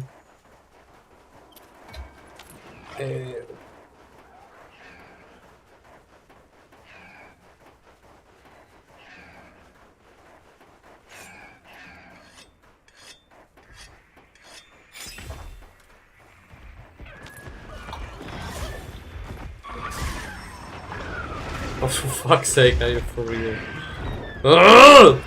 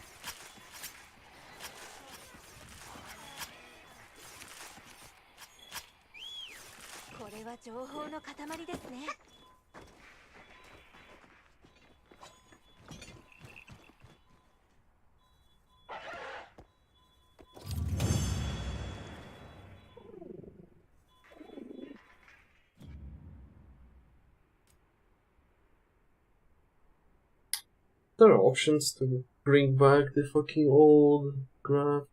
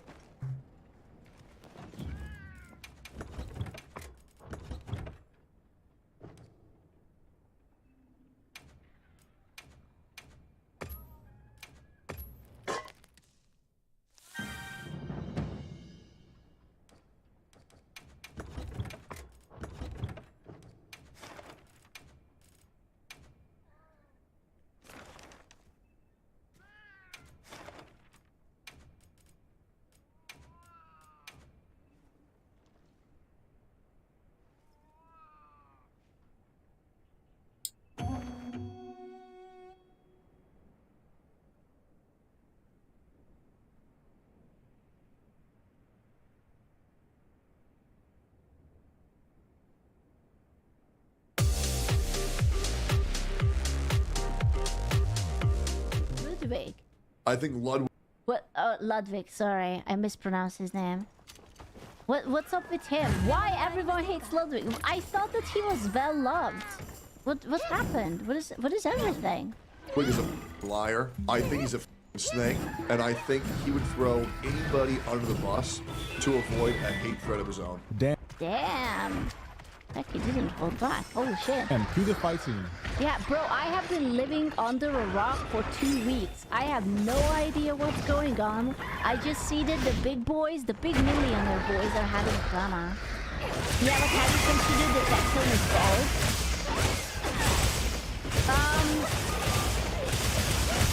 Yeah, and not only he has a gamer dance. True. Bald instant loss? Okay, that's fair, but also consider gamer subs. It's a solid point. Also, he drinks root beer.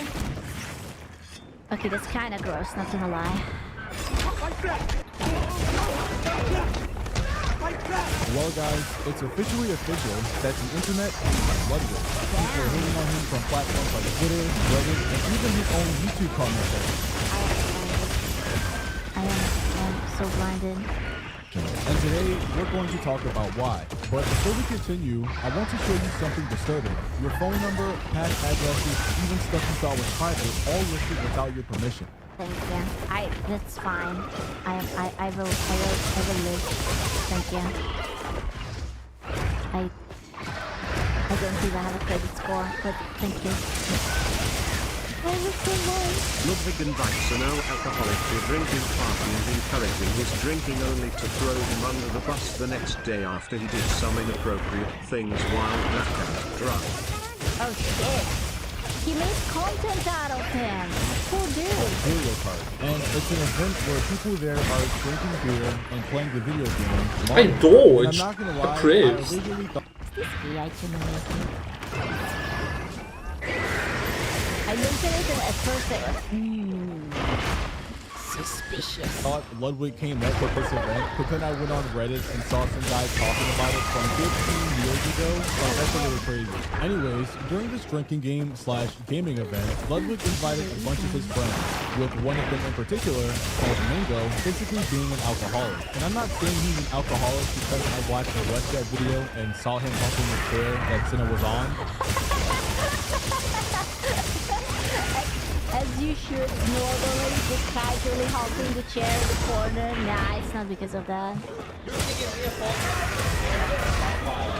it like good idea or no? No, it's good. It's good. He may or may have not been a little bit somewhere else inside his mind. He might have been going through. He might have had just a little bit too much. Yeah, I don't think he remembers. When you're so far gone, you probably don't freaking remember these sort of things. Yeah, I'm not gonna lie, I don't know what he's doing. But I was calling him an alcoholic because Ludwig literally called him an alcoholic. Mango is like an alcoholic. Mango can drink 30 beers and act the same he does off no beers. Not gonna lie, that's kind of an ass move. If you know that someone is struggling with alcohol and you entice them, like, imagine you're surrounded by your quote-unquote friends and they are all telling you to, like, chug, and then the next day they are like, yeah, no, this guy's a creep. Yeah. He's a machine of a man. So based on these two clips, we know that Mango is a guy that's addicted to alcohol, which is not good. We also know that when he's drunk, he can't really control himself based on Exhibit 1. And from this other clip, we also know that Ludwig, the guy who invited him to the event that's based around alcohol, already knows that he's an addict, which is problem number one that a lot of people have an issue with. Because for starters, why would you invite your friend to something that you know is not good for them? This is all on top of the fact Ludwig's dad died of alcohol while he was young. Oh. I mean, yeah, this sucks, but like, it sucks even without it. Like, I don't know, poor guy. Imagine having a... I mean, I'm not going to blame, like, Ludwig for everything, because that guy has to take some responsibility. He went to an event, he drank, he did something fucked up, right? And he got the responsibility, but... Double kill? Oh damn, that was double kill. It's weird. Okay, I'm gonna be honest with you. Again, I live under a rock, and I don't know much about Ludwig, but isn't he like the good guy? Isn't he like the person who did that crazy-ass subathon on Twitch? And then he was like, okay, I don't want to stream here anymore, and he turned into a YouTuber and was just doing like a little bit whatever. And then now he's just vibing on the alt channel. He's very inoffensive. Yeah, that's all I remember, that he is like a very neutral, lukewarm kind of person. He's a fake good guy. A friend that's like addicted to gambling, and then you offer him a free ride to the casino with you. Like, that's not good at all. And of course, since he can't really handle himself when he's drunk, he's going to... 1005 Mango is responsible for his own actions. People are mostly hating on Ludwig for being a snake. Yeah, fair. Dude, I can even tell here that that man was not so good. I don't know what he's humping. I feel like that constantly this man is just trying to hump something. But you can tell that sobriety is not the one thing behind his eyes. He's just like, I am there. I am existing.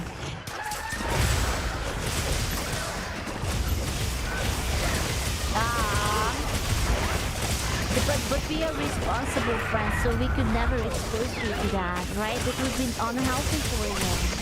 Fool himself, or do you think that he might regret while he's doing live? Bro, this guy is just really like hunting. Like, can you imagine if he has a Dakimakura? I guarantee you, that Dakimakura is fucked as fuck. You know that, I know that, everyone knows that. And we probably have a whole... with the Donkey Kong again. Yeah, I was thinking the same thing. This freaking Donkey Kong killer with like the hole in the middle. He's being live streamed in front of thousands of people the whole time. And the crazy thing is, that's not even the worst part. Because not only did Ludwig... You say he's married. Do you think that married people don't have Dakimakuras? Or that they only do it with their wives? Oh, fucking lag, I don't wanna break your perfect view of like husbands, but I guarantee you that it's like, I'm not saying they're doing it with the person, but like, you know, sometimes you get bored, sometimes you accidentally brush against your thigh, and then it's like, boom, might as well. You know? Oh, yes, only with the wife. Okay, fair enough. And by him knowingly, all that background knowledge and stuff, Ludwig was encouraging him to get more drunk than he already was. I wouldn't even do it because isn't it like illegal? Like, I think it has, I don't know about YouTube rules, but like, which has this rule that like you cannot be like too far gone or something. And I'm sure that like YouTube also doesn't like it. Yeah, you can get dangerously drunk. Like, I don't know, after like you start humping the cutout board, I would say that you're getting closer to that level. Bro, 0.25 is like that. Is it? I am actually not sure of what the levels are. Is it like a 0.02 or something while you can still drive or something? Okay, so he had drunk more than 7 beers, is what I'm hearing. If you're saying that 0.2 is when you need to go to hospital. Okay. Okay. And he went to 0.25? Yeah, I mean, like, you can tell that he's at home, but at the same time, he's not really at home anymore. So maybe instead of enticing him, maybe you should give him a cup of water or something. Mango just blew 0.2, huh? That is my go. Hey, everybody!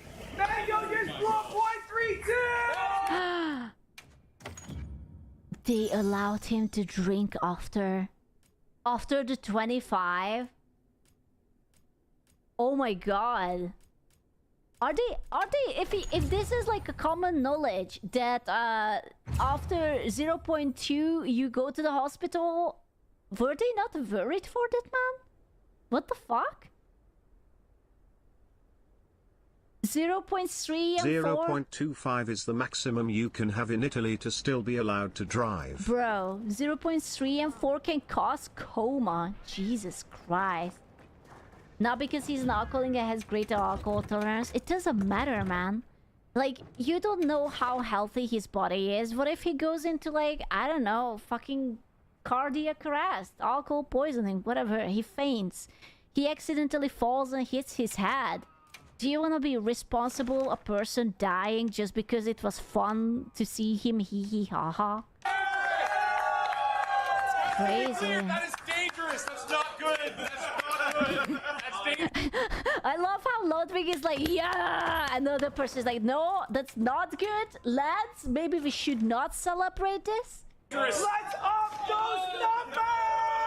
In terms of the numbers that Ludwig kept Bruh. saying, like Wow. 0.25 or 0.32, I forgot to mention that at this event, Ludwig had a breathalyzer. You know, one of those devices that the cops have when they pull you over to test your alcohol limit. So yeah, he was using one of those to gauge just how... Yeah, not going to lie. This is not a good look on him. Him cheering on while the other guy is telling him to no, I don't know about that, dude. I don't know. Yeah, it's not. how drunk people were, and when his friend Mango blew on it, he blew a 0.32. And of course, I'm no expert on alcohol levels and all of that, so I asked ChatGPT, and Chat said blowing a 0.32 on a breathalyzer is extremely dangerous. Oh shit, look at that. So 0.08 is the legal limit for driving in most states. 0.15 to 3 considered severe intoxication. From 0.3 to 0.4 is in the range of possible coma and death. And 0.40 and above is often fatal. Shit. To be fair, he probably drunk before taking the test. You have to wait before doing the test, otherwise your result will be greatly exaggerated. Well, let's just hope that that's true, because like, who the fuck knows, right? Let's just hope that that's the best case scenario, that he just drank right then, and that's why it was higher. But still, he was already at mid-20s, right? Already like in the clip before. And life-threatening. And just for reference, the legal limit for driving is a 0.08%, which means Mango blew 4 times the legal limit. And do you know what Ludwig's response was to that information? ChatGPT also said that at a 0.32 blood alcohol content, you may experience vomiting, an inability to stand or walk, slow or irregular breathing, and a high risk of alcohol poisoning and death. But we all know what Ludwig said.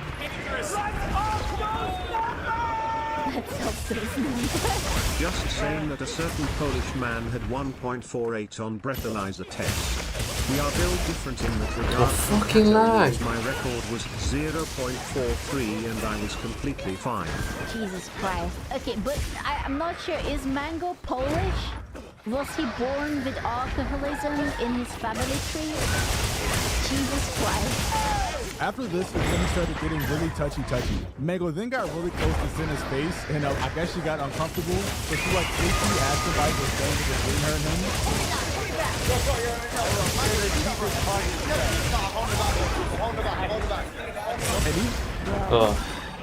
We all know what he wanted. He was just like, I'm going to show you the best of my people. Listen, lady, I will stand here next to you, and you will have to watch me do my air guitar moves. Even though it was low-key, I could definitely see what she was doing. Because, I mean, once again, he's a drunk man 4 times the legal limit. Nothing good can come from him being in your face. I also forgot to mention that he did harass some other girls at the event, but because of YouTube guidelines, we're not going to show that. I thought you were me. I got you. Come on.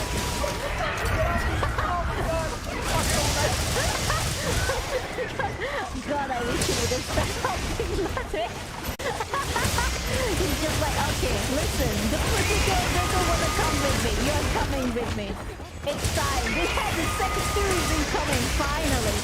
I will be able to see what all the hype was about. My goodness. Trust so nicely. Keep on turning around. Wait, what was that? I felt something. My goodness. The true face of defeat. After this event and insane display of drunkery, Mango was then dropped by his enemy. No. He was in Cloud 9 and they dropped I think that him? was pick up actually. Wait, because he was like very drunk on an event? Oh no. Regardless of the tenure of accomplishments, the behavior demonstrated is entirely unacceptable and directly conflicts with the organization's core values. At some point, the responsible host would just call him an Uber and send him home. Yeah, or just like let him like lay down on the couch or something. We maintain zero tolerance stance regarding harassment or any other form of inappropriate conduct. But I mean, so all this mango guy did is get insanely drunk, and he was just like walking around drunk. Keep watching. Oh no, this is the first. Cloud9. I'm not gonna lie, if I got dropped by Cloud9, I would be sobbing. Yeah, I'm sure. It was a streamer event specifically to get drunk and F around. What the hell did the morons putting it on think would happen? We are aware of the recent incident involving Joseph Mango and fully acknowledge the concerns raised by... If I would go to an event and I would get really fucking drunk and then they would kick me out afterwards, that would... My morning would be very rough. Oh my god. Was he like...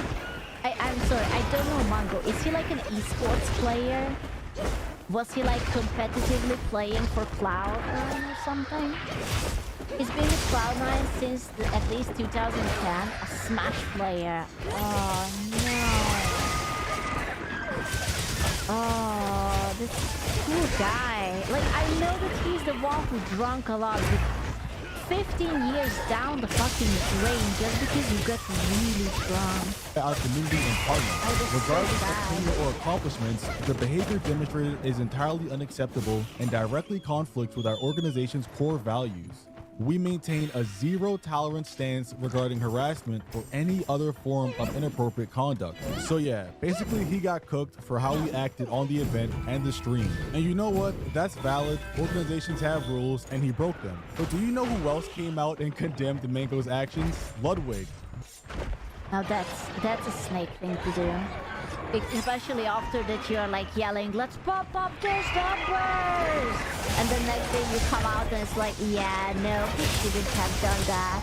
That's kinda mean. The same guy that was getting him more drunk. So I feel really bad about that. And yeah, I bet. Oh, they're not showing what he did to my end anyway. I think that was the pixelated part, and obviously it's not allowed to be shown because he might have done the dance of his people next to the people, and it's uncomfortable, I suppose. you know, I reached out to...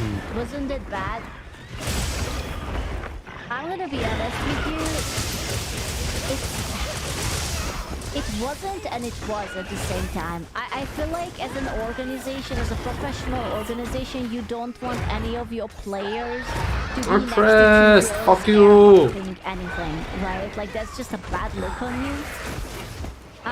Like it's obviously nothing bad happened. Like he didn't touch the girls. They are not hurt or anything, but it's still like it's like this is like to save face. Yeah. It was sexual harassment. I don't know how to spin it positively. I think what he means is like he didn't touch them. Nothing happened. He wasn't aggressive or anything. It was more out of stupidity than actually wanting to cause harm. But yeah, it's not a good look. It's not something that you want to be associated with. It wasn't cool. But my man was blowing such numbers that I don't think anyone was at home at that moment. But he was probably so like feral and raw, like monkey brain kicked in, and he was like, I'm gonna dance with this toad hat, you know? Yeah, I don't think he meant it or wanted it. He was just not really at home anymore. Yeah, so I kind of understand Cloud9 too, and I feel for this Mongo guy too, because I don't think he's a bad person, but he fucked up, you know, and this is the rough thing, that your actions have consequences, right? Holy, like he fucked up, he got fired. What is really not fair is that Ludwig is like yelling that he wants him to get more drunk, and the next day he throws him under the bus. Also a reminder to all the younger people here, corporations don't really care about their employees. That isn't just in esports. I got fired after 17 years not because of anything inappropriate, literally just financial reasons. So are you going to tell me that corporations are not actually our families and they don't care about us? And they, at the end of the day, they only care about profit and the stock and the shareholders? Nah, man. Nah. You can't say that to me. I wasn't born yesterday? Are you kidding? Yeah, man. Walmart family. Hello? I know he fucked up, but I feel bad for him. It was 15 years. You know, I feel the same. I feel really bad for this guy, especially because he was encouraged by his friend. Like, I'm not saying he's not at fault, but I feel like when you're surrounded by people and the people are encouraging you to do something, like you sort of have a trust in your friends and you're like, oh, like they are telling me to drink, so it's going to be all right, right? Like, even if it's not true or not right, he probably was like, oh yeah, everything will be fine. We are just doing this for fun. Those fuckers aren't his friends. I'm very sure that now he understands it. That they are not his friends. That it was probably just for content. I don't know, like, was Ludwig streaming it? Or like, who streamed it? But this was all for content. To anyone who I felt might have felt uncomfortable and talk to them. But also...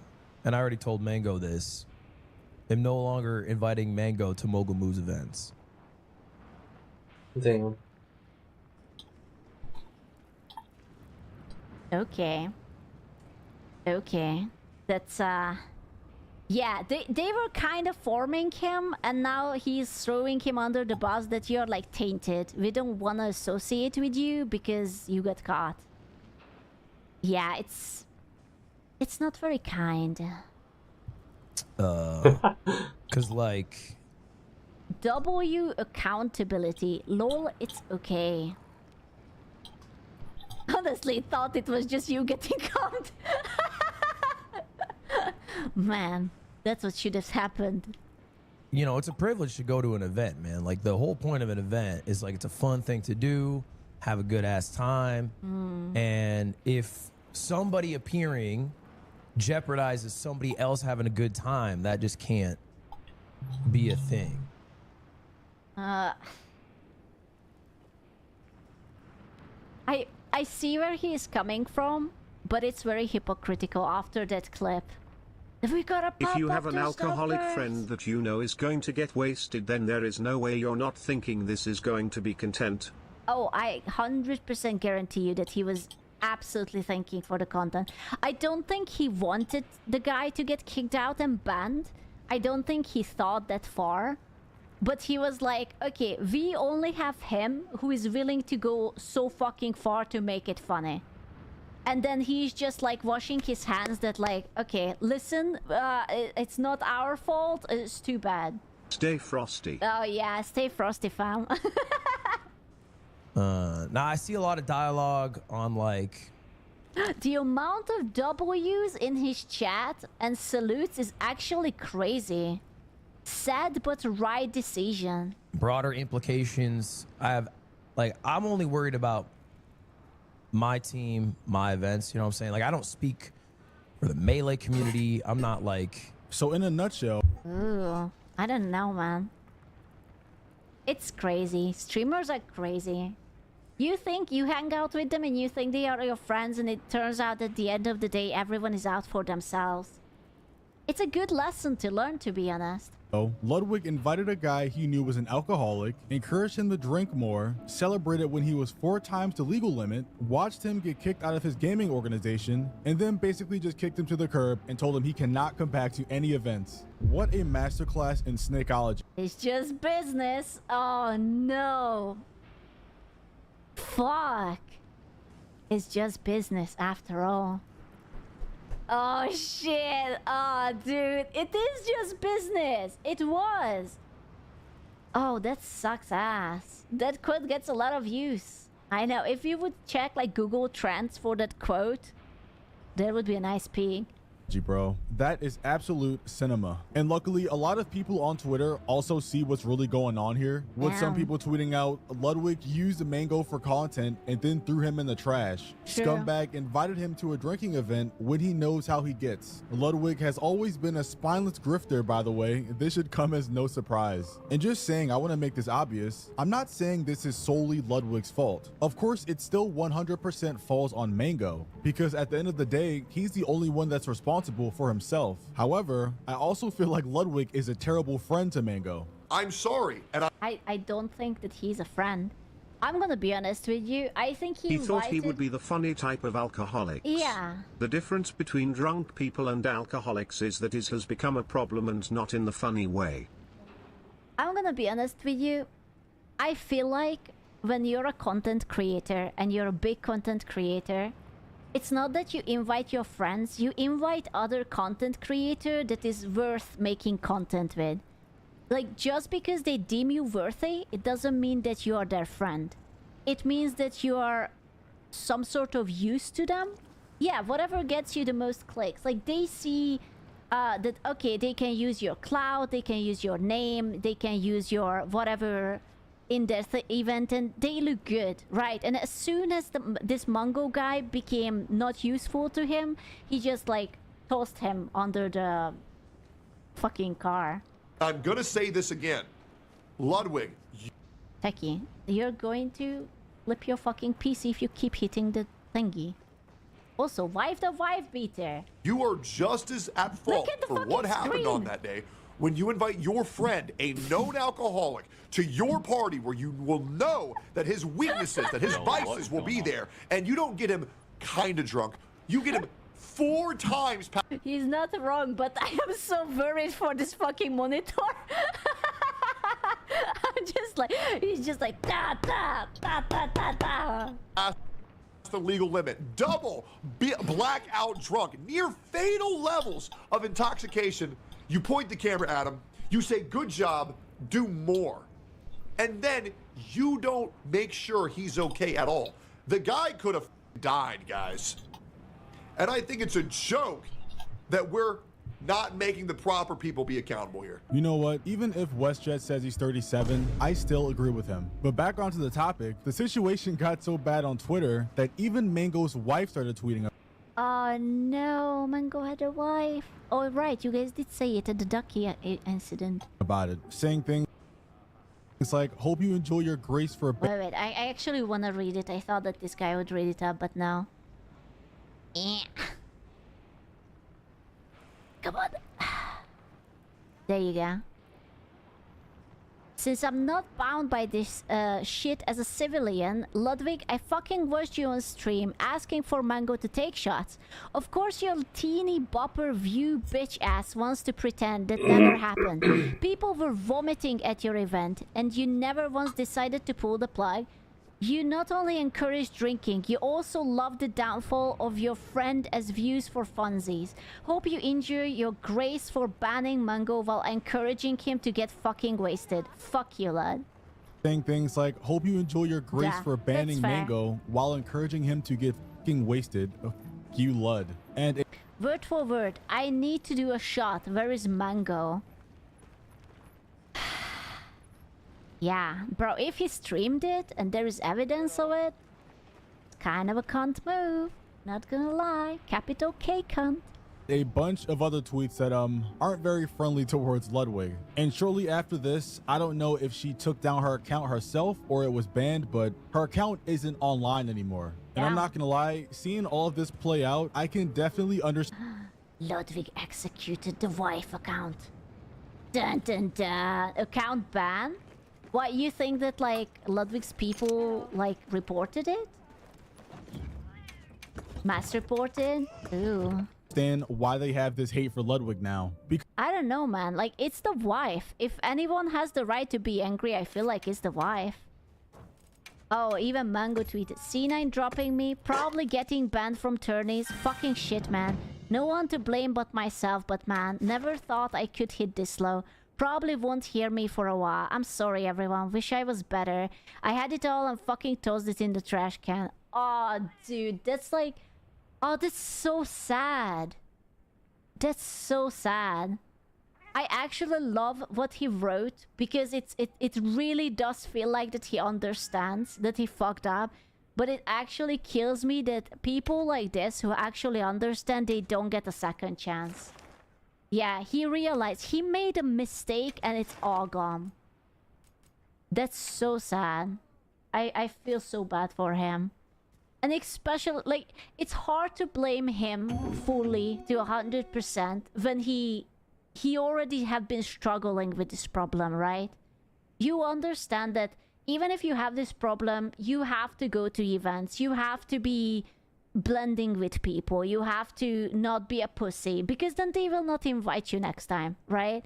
Like, yeah, he went too far. He thought that he can hold it, but... Oh, this is so sad. Lot set him up. It does kind of feel that way, doesn't it?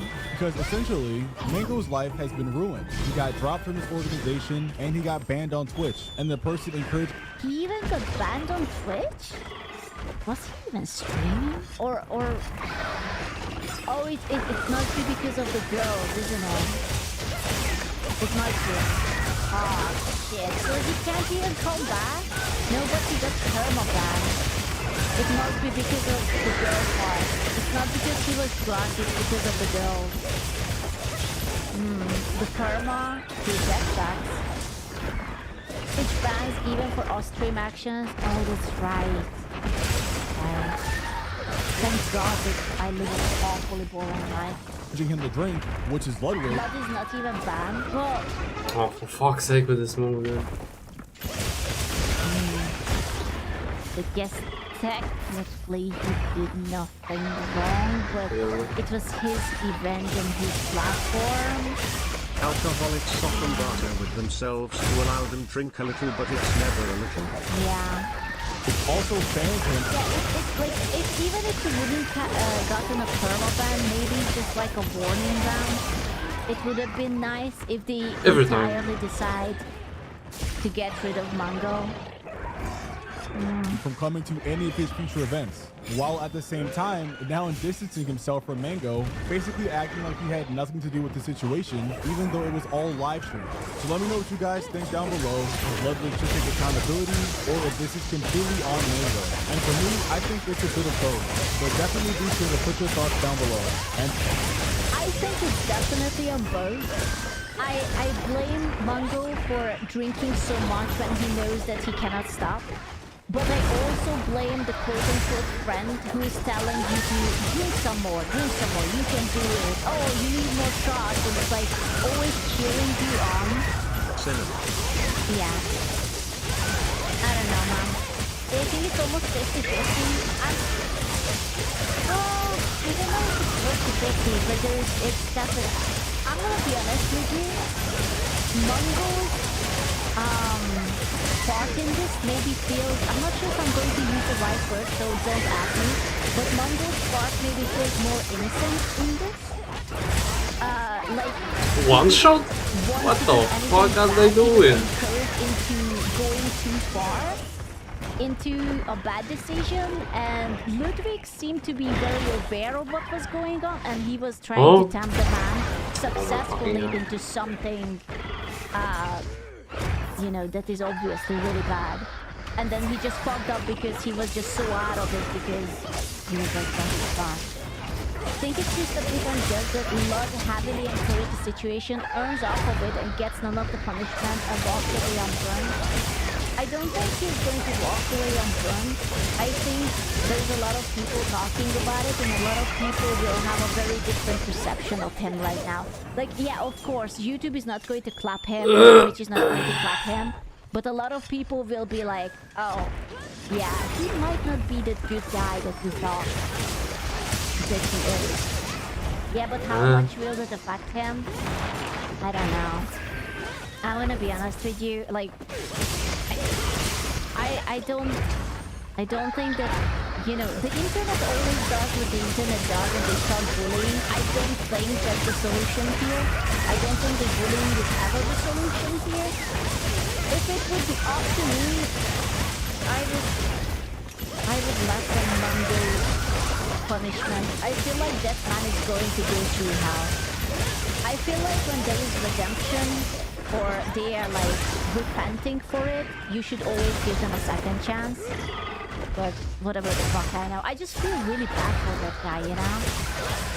I don't even care about loving. I just really feel bad for the other guy. Unfortunately. Eva has kids. I think Monday is banned for 14 to 30 days. It's not like perma like people said. If it's 14 to 30 days, then it's alright. I think that would be fair. Like, you know, you fucked up. Here is a bomb.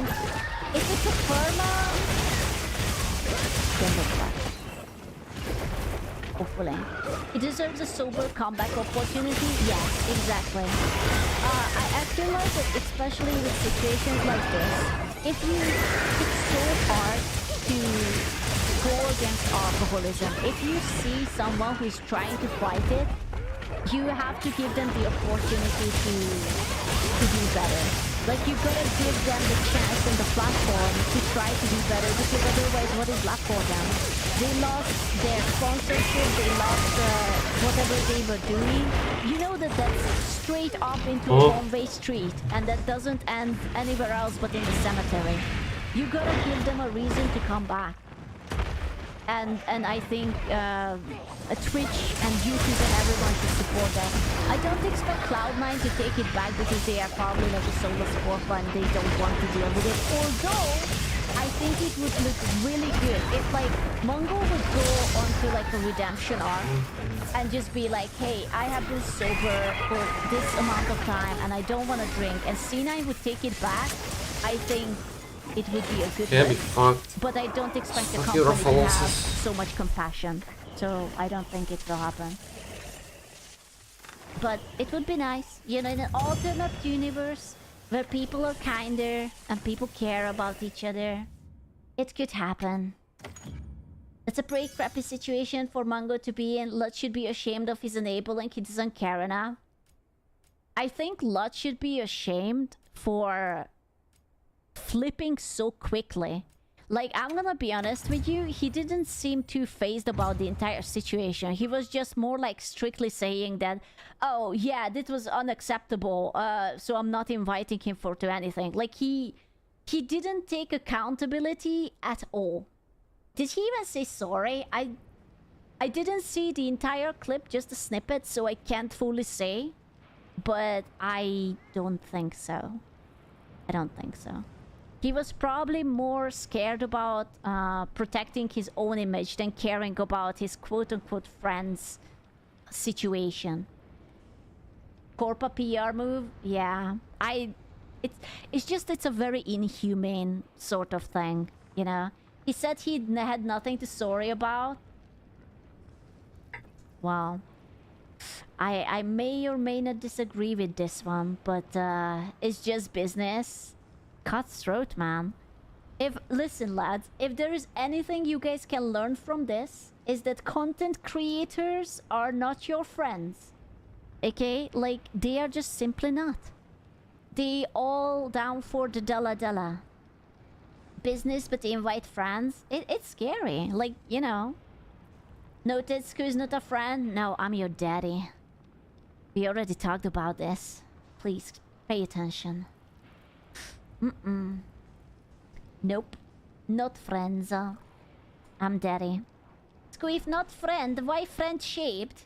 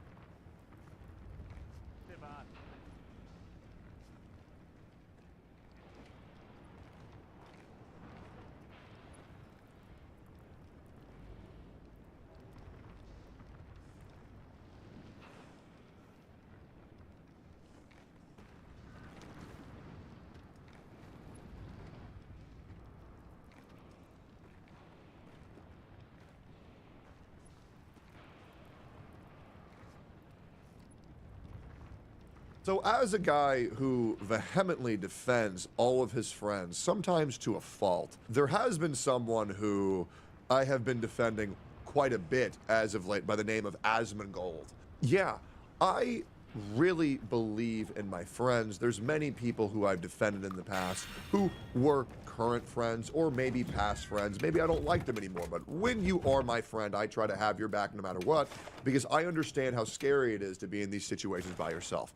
Whether it was Ms. Kiff or Emmy or Rich Campbell or Seer or Mr. Pokey or Saint Tontas or Glaive Keo or Ethan, even Exco Solo, even MTash, Enviasi at a point I defended. No matter who these people are who I try to come in defense towards, because when I see someone being fucked over by something that I don't believe they did or getting accused of something that I don't think they could do, I will always be there for you 100% because I know how scary it is to deal with this shit alone as a guy who's had to deal with a lot of bullshit alone. But one thing I never try to do is defend someone when I think that they're in the wrong. So I found a video because this is something that I've always wondered. And the video is called Why People Hate Asmongold. Asmongold is a content creator who I watched back when I was in college, who I met for the first time maybe 3 years ago. What else? Oh yeah, I did a podcast with him for 2 years. I was in a video game org with him for 3 years. And since leaving that org and leaving that podcast, we're still on great terms, and it makes me very happy. But one thing I always ask myself is, why do people hate Asmongold so much? I truly don't understand it. I've really tried to rationalize it, and people always tell me that he's just as bad as Hasanabi, and I'm just like, no, he's fucking not. They're not even remotely comparable, and I think this parallel is so disingenuous, it's insane. So I want to go into this video open-minded, and I want to see how this actually goes and maybe get to a deeper understanding of why people say this and maybe correct some misinformation or provide some extra context on thinking and just give my spin on this video. So let's see what's going on here. I find it quite strange. Oh, fuck off! I was thinking it will only do once. It's sad to see how critical thinking seems almost endangered among the chronically online. A lot of people just... Guys, what is fascist mean? Whatever you want to say, and you throw it on anybody you don't like. It's really that easy. Because the Nazis are fascist. Because I disagree with you, you are a Nazi. Everybody knows it. Follow trends of hatred without actually taking the time to find evidence to back up their accusations. Just because a lot of people are saying something doesn't mean it's true. We've seen this happen with a lot of public figures, especially in recent years. A good example would be J.K. Rowling. I'm convinced the majority of people who hate her do so simply because others do. Oh, we're talking about J.K. Rowling? This is going to be a great video. This is going to be a good video. I have tried to approach everything with skepticism these days and question everything I've ever presented with if it does not have hard factual proof. That is how you will stop being deceived in this life, and I do believe that we're going to see an uptick in informed viewers who critically think that will prevent cancel culture from existing ever again, but it's going to take a couple more years. Because it's become a popular trend. I remember watching a video on critical thinking by a teacher, Warren Smith. In this video, Warren challenges a student of his to actually think for themselves on this exact topic. All he did was encourage his students to broaden his perspective and look into the situation himself, using rationality and critical thinking. Let's define negative things. What we need to do. We're going to treat this as a thought experiment. I'm not going to say what's right or wrong or what way to think. The whole point is to learn how to think. So when you say negative, you're starting with the conclusion that it's good. Yeah, first let's start with she has. So I guess now that we're looking at being attacked by a large group of people, and people are calling, like you said at the beginning of this conversation, you said, given the fact that J.K. Rowling is transphobic, how do you feel about Harry Potter?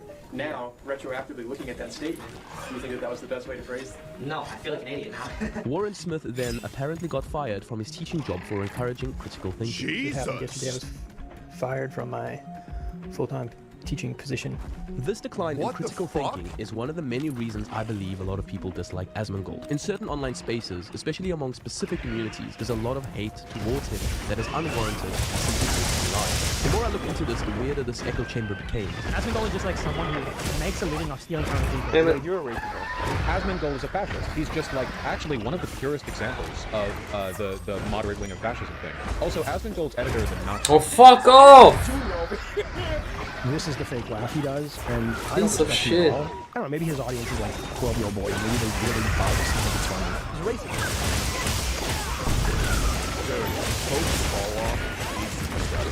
It is insane how someone who is such a funny guy can harbor so many mental illnesses and schizo out on so many fucking streams non-stop. It is actually so bad. It is so bad. And it's all just crap. And we know it's all just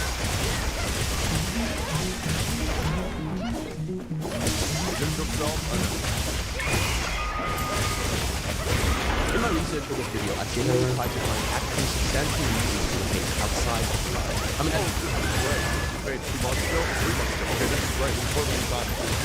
You know, a guy actually made a video like this for me forever ago on everything I've ever been accused of, every issue that I've ever had with any content creator.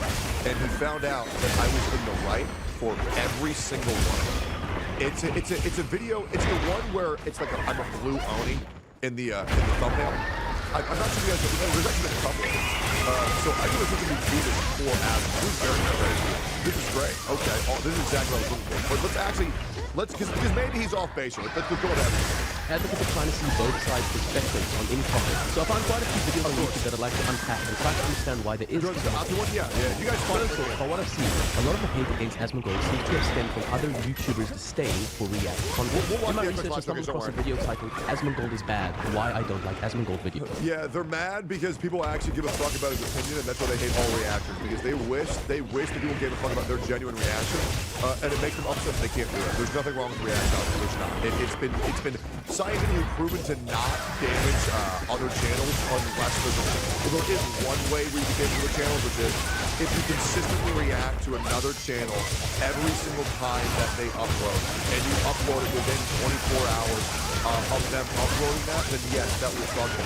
But if you don't do that, which nobody fucking does, if you don't do that, then it actually enhances the other channels dramatically. So React content is actually one of the best things you can do for a platform, especially discoverability for a by a channel called Silient. In this video, we hear the usual rant about React content having a negative impact on other channels on YouTube as a platform. He gets the benefit from all of the content labor. He gets the benefit from all of this hard work from other content creators, but he doesn't actually have to do any of the heavy lifting. This YouTuber then played an excerpt from a large and actually pretty popular channel called Dark5.au, where he spoke in depth about why React content is bad for channels and the platform as a whole, using Asmongold as a primary example. Over the last few months, I've learned that very few people seem to understand why React content is harmful. React content is a system of exploitation that siphons an active amount of money and exposure away from the hard work into the pockets of the incredibly lazy. By almost every single person I've ever reacted to, even just the other day. Delicious. This made my day. Nobody gave me a shout. This guy give me a shout out. I made it on the radical left. Nobody's ever this supportive kind of about my work and reaction video. This is truly a blessing, right? Like I get shit like this every single fucking day. These people are just mad because they don't get how it actually fucking works. I would actually challenge anybody. If you think React content is parasitic for the platform, let's have a discussion for it on stream. You're just wrong. You don't get how it works. Many studies of this have been done. Analytics have been pulled up. The data proves completely otherwise. React content is great for the fucking platform. As long as you do it 24 hours after they post and you don't react to anything, even more questions. It's really that simple. Viper had some decent points and clearly did a lot of research into this, but somehow in the whole video he missed what I believe is the most important aspect of React content. I'll actually read a comment that I found on one great example of background NPC. As we reacted to background NPC, got like 70,000 subscribers in 2 days. I reacted and I got like to 85,000 subscribers fucking day.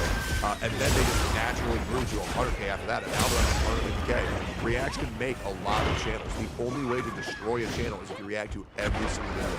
Watching this video because I think it best describes the problem with this argument. I don't agree with the idea that reaction content is the rule. When watching someone like Asmongold, it's not about the original video content itself, but rather about his personal take and commentary. People watch him because they want to hear his thoughts, see his reactions, and experience his unique perspective. His popularity is built on his personality and how he engages with the content, not just with the content itself. Even if he simply talked about the videos without showing them, his audience will still tune in because they're following him and his reactions, not just the videos being reacted to. Reaction content requires charisma, personal insight, and the ability to entertain, which is what draws viewers in. This is nearly a perfect comment in the context of Asmongold, but the only thing that is disputable is that not all React content is actually done in good faith. Some of it is blatant stealing. The Ackman has a fantastic video titled The Dark Side of React Content. No, absolutely. Not all reactors are the same. I will be real. If you don't extend the video by at least 50%, you really didn't add that much. Now, what I do is I'll play the video 25% faster, and I'll still double the length of the fucking video, right? Because I'm a fucking gamer. There's a certain way to do it, and people watch this shit because, well, to be honest, the people who enjoy reacting, that is who they watch, are more so people who want to actively engage with it and bounce off ideas on how the streamer feels and how they feel. So usually streamer watchers. It's just a lot more nicer to have a more active way to engage with the thought process of the content creator and the streamer, the other party, and yourself. It's a very good thing to watch. That I completely recommend on this subject. In fact, in his video, he even... Versus Hassan, who pulls up a video to react to and then walks away and lets the chair react. mentions how Asmongold reacting to one of his videos, yes, affected its viewership negatively, but how he spoke to Asmongold and Asmon agreed to watch his videos a few days after release in the future. What I realized is that if you're a big creator who's going to react to someone's video, you should wait at least 4 days for it to be pushed in the algorithm naturally. And that's what Asmon and I talked about and agreed on after this happened. The Ackman then went on to talk about the positive impact reactors like Asmongold have had. I will say, 24 hours, 96 hours, that's up for your discretion. But if you are a content creator and you do label your content as like, don't react to this within this amount of time or that amount of time, everybody will also listen. I had this exact same thing come up with War Pegasus. I was reacting to too many of his videos. He said, hey, maybe just react to like one of every 3 and wait 24 hours. I said, absolutely. 100%. It's really easy to just communicate. More eyes is always more eyes. And if you have to also put their YouTube link at the very, very, very top. That helps tremendously. Add on his channel. Some might say, but Ackman, he's stealing views from you. Those views belong to you. No. Maybe they do. I can't say for certain, but what I can say is a lot of people who are subscribed to my channel wouldn't be subscribed if Asmongold never made these videos. True. Although I agree with aspects of Dark Viper AU's video, there's something he says here at 15 minutes and 5 seconds that I completely disagree with. I hope by the end of this video that you will come to understand why this exposure and money would either entirely or almost entirely have gone to other content creators if not for Asmongold's interference. Cap. Not just the people that Asmongold steals labor from, but everyone in the wider market. You could easily say the same thing about every single channel on YouTube, including Dark Viper AU. Dark Viper has 1.5 billion views that could have otherwise gone somewhere else if he didn't have his channel. Bottom line, a React video has the same value proposition as going to a movie with a friend. Seeing and discussing a movie with a friend can be more enjoyable than seeing it alone, but you would never say that the friend who took you to the movie should get a cut of the movie's proceeds for sitting in the chair and giving you his opinion on it. This for me is a gross oversimplification of what is really happening. I would say that React content is more likened to movie commentary. People choose to watch Asmongold or other React creators simply because they are entertaining. Dark Viper AU's video, while incredibly well made, also lacks a very basic understanding. People prefer to watch React content over original videos. That is the really scary thing about people who can make really good videos. They can pretty much convince you of any like misconception because it was edited well. And it's very scary when people do that. When a very well-made video is made about you and it's just full of misinformation and misconceptions, oh, it's horrifying. Behind every single view is a real person living their real life by choosing how they spend their time. The argument that Asmongold interferes with other people's ability to make money is a massive over-exaggeration. This video clumps people who watch Asmongold as this collective hive mind that doesn't really think for itself. I would consider myself an Asmongold enjoyer, and I have absolutely nothing to do with anyone else who watches Asmongold's videos. I just choose what I want to do with my time as a casual guy going about my life. What you do not see is every time any reaction video appears where your video would have otherwise appeared. Any time where one of your videos would have gotten an impression, except it then went to a reaction video. You also do not see every time a reaction video is chosen by a viewer instead of one of your videos. Now, I am not saying what Dark Viper is arguing is entirely untrue. There are people who would have watched some of these videos without first having seen them through Asmongold, but there's absolutely no way of knowing this, especially to what extent. If it were as simple as Dark Viper AU puts it, then I don't think React channels are the real issue anyway. Consumers choose how they want to spend their time, and that's ultimately what drives viewership. Dark Viper tries... Sure, and I can see it's like, oh, it's unfair that they're watching the react to this rather than the original video, but it's like, okay, you can get mad, but like, what are you going to do about it? You know what I mean? Like, it's not these reactors' fault that people want to watch the video with their reaction. I mean, I'll be real. I'll play through an entire video game, and then I'll be like, oh, I can't wait to see my friend get to this part and see how they reacted. Just like when I watch a video, and then I'm like, oh man, I wonder what this streamer thought about this video. Or like, for example, I watched WWE Raw, WWE SmackDown, and Money in the Bank last night, and the first thing I did in the morning was, man, I wonder what Ali Davis thought about it on Wrestle Talk. You know what I'm saying? Like, oh, I wonder what these wrestling creators thought about the pay-per-view. It's just nice to hear other people's thoughts and opinions. It's nice. I to dispute this argument in his video by explaining that just because there is a market for it doesn't mean it's a good thing. In my opinion, this argument is possibly the most important on this subject, but Dark actually didn't give a strong enough point to argue against the market deciding on this. But shouldn't the market decide? No. There is a market for every terrible thing you can imagine. The existence of demand for something does not justify meeting that demand through exploitative means. The primary message behind Dark Viper's video is that React content is objectively bad or objectively immoral, without giving any hint of acknowledging its nuances. I believe it's important to conclude that React content as a concept has subjectively and objectively good or bad sides depending on the context. At the end of the day, we, the consumers, are in charge. We dictate who profits by where we spend our money or our time. Yes, it's never good as consumers to support something that is explicitly illegal or immoral, but this is why I am challenging this idea that React content is just outright bad. I think what Dark Viper AU is saying is ultimately in good faith, and there is a lot of truth in this video. I recommend watching this video as it does have a lot of good points depending on context. Yes, there are a lot of bad actors out there that actually do just steal content without even giving any credit. Absolutely. This does exist, and I am all for breaking this culture where possible. But I disagree with the argument that all of it is just plain destructive. I had the privilege of having Asmongold react to the very first video I made, the current state of AAA gaming, about 4 or 5 months ago. Because of this, and Asmongold following up by watching 4 more of my videos, my channel exploded. I even memed him about this. Pretty, isn't it? Yes. Perfectly balanced. Subscribers aren't really the driving force behind YouTube's success anymore. The algorithm now prioritizes videos with strong watch time relative to their length.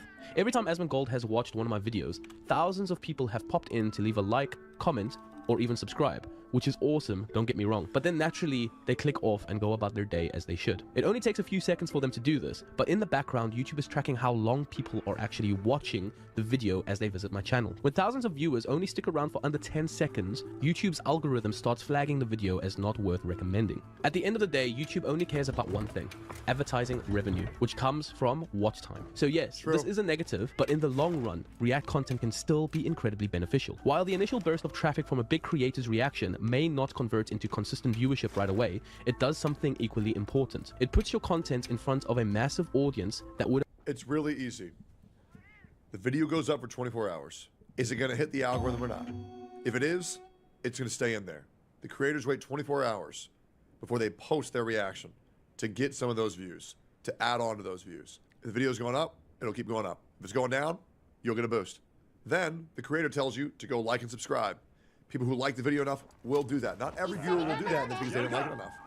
The ones that will do will go subscribe. It will fuck the watch time. However, if the video is already out of the algorithm, it's not like it was going to get into it, right? And then next time you go live, the people who did like it, they will get notified first that you just posted, increasing every view of your next video of eyes that may have not seen it otherwise. It's obviously a give and take. Would have otherwise never discovered you. Even if a large percentage of these viewers don't stick around, a small fraction will. Those who genuinely enjoy your content beyond the reaction will come back and watch more of your videos. And wasn't the other one second? These are the people who become part of your core audience, the ones who comment regularly, watch your videos, and support your growth. Beyond that, exposure from React content can also boost credibility. When a well-known creator reacts to your work, it signals to their audience that you're someone worth checking out. In my case, having Asmongold react to my videos helped give me credibility as a voice in the gaming space. I'm gonna be honest, like this guy, he's really cooking with this video. I actually think this is probably one of the best dissections of like the philosophy behind why these things happen in games that like I've seen. This is really good. This kind of recognition can and has opened doors to collaborations, sponsors, and other opportunities that wouldn't have otherwise been possible. I also think that a potential fix would be a system where YouTube splits revenue from React channels, creating a more collaborative but this is just wishful thinking. Just a quick side. I would love that. Hey, that would be great. Absolutely. Just rev split it. 100%. 100%. Maybe even like 50-50. You put this is a reaction video. That's the video I reacted to. Rev split. Absolutely. I think that would be great. I wouldn't mind that at all. Side note. I've recently been seeing people say that Asmongold's React videos are just him nodding or leaning or raising his eyebrows the whole time. Asmongold gets involved. True. Yeah, that's true. Yeah, pretty true. True. I know it. You know it. Everybody knows it. That's right. The guy that will play a YouTube video with Atari, Kevin raises his eyebrows and simply won't show a lot like the person in the video in the room with him. Anyone who actually takes a few minutes to look into this would see that this is just not true. Just look at my video side by side when reacting to Neighbor to clearly add a lot of detail. conversation. Now, beyond the React content argument, going back to saying that people owes the gold, he then tries to go deeper into the premise that Asmongold is the most nihilistic person he has ever seen. He doesn't hold much moral value. He seems to be basically a flip-flop between any type of argument which basically benefits him to his audience. He doesn't have any moral consistency, it seems like, from a lot of his advice and a lot of the stuff that he talks about. It seems Asmongold views values as baseless, and he doesn't hold religion and morality with much regard. He might sometimes communicate the usefulness in the individual and society and benefiting society and all that stuff, but it seems like most of his arguments seem to flip-flop because he is literally living in a tiny little echo chamber, or basically a Redditor, addicted gamer who somehow got famous. There's almost no evidence in this video that he has actually ever watched an Asmongold video, because he even states that Asmongold preaches his lifestyle to his massive audience, which clearly couldn't be further from the truth. The problem with that is if he doesn't have any educational insights, if he doesn't do any self-development of himself, but he's preaching educational ideas to the mass. This is a guy who's trying really hard to sound informed and intellectual. And I'm going to have you guys figure this out. I want you to listen to him again. Doesn't do any self-development of himself. What did he say, guys? If he doesn't have any educational insight, if he doesn't do any self-development of himself. Who else could you do self-development of? You're using these words because you want to try to sound smart, but you got no idea what it is that you're fucking saying. Fucking goofy goober. But he's preaching educational ideas to the masses. This is very destructive, and it reinforces, nihilistic tendencies to his audience, and a lot of these people are rather going back. Asmongold treats his lifestyle to people. He's just defending his lifestyle to himself. And everybody knows that nobody wants to live with this fucking guy. This guy's a millionaire who lives in a house. Okay? And trust me, I have been telling him for years his whole life and he got made. Progress is being made. But even Asmon knows that it's not right. So he doesn't know what to do. That's the reason why none of your fucking reasons. Stop being weird as fuck about this shit. These are people without integrity and morality, and he's reinforcing these ideas to them because he doesn't have education for himself. Now, to probably dissect what he is saying, yes, Asmongold has definitely shared some nihilistic takes in the past, but I wouldn't say he has fully embraced nihilism in its traditional sense. For those who aren't aware, nihilism is defined as the rejection of all religious and moral principles, and the belief that life is meaningless. Yes, Asmongold has shared his take on how he believes life is meaningless in the grand scheme of things. I place pretty much no value in principles of morality. I think that these are top-down ideas that are given to you by the elites, and I think that if you look at most people that are in an advantageous position, those people don't follow any of those morals or ideals at all. But at the same time, he also seems to... And it's so bad because it's so... once again, I'm a guy that knows a lot of morals and things that I believe are right and wrong. And if I could... for example, you guys all know that if I were to just give in and just be a fucking Genshin shill, the world thought I was destined to be. Oh, bro, I would be sitting at a cool 6,000 to 7,000 viewers playing Genshin every day for the $80 tutorial. And I probably could have been able to retire 2 years ago, but I can't do that. I cannot sit there and lie to my audience. Now, a person who didn't have one, he's good. To be honest, we're all still doing it right now. Being told stuff. How do you think I should do this video? How do you think I should react? How much will I get paid? Fuck off. Balance that with a more pragmatic or even absurdity, arguing that if life has no built-in meaning, we can still create our own. Because it's not like an aimless life. I do what I want to do. So you have goals? I do have some goals. Yeah, I have things that I want to do, right? But he by no means has ever encouraged or preached at his audience to have the same mindset as he has himself. In fact, there's a lot of evidence on YouTube alone pointing to the contrary. Nobody can watch my stream and say, I want to be like this animal. Listen, I don't think anybody with a successful life would want to be like me. Same thing was the way I played Genshin in the past, guys. Guys, spend responsibly, do not be like me, I am a dog. How many times did I say that shit? And I really mean that.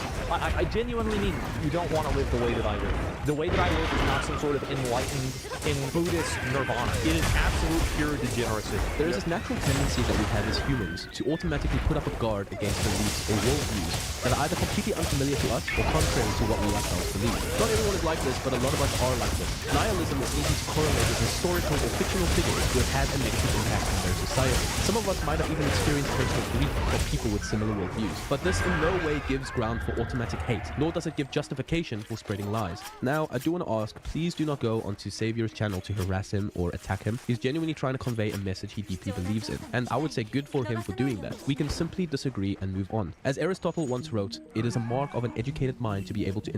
But he is a dumbass. I don't know who that guy was, but man, that was a stupid ass uninformed take. Entertain a thought without accepting it.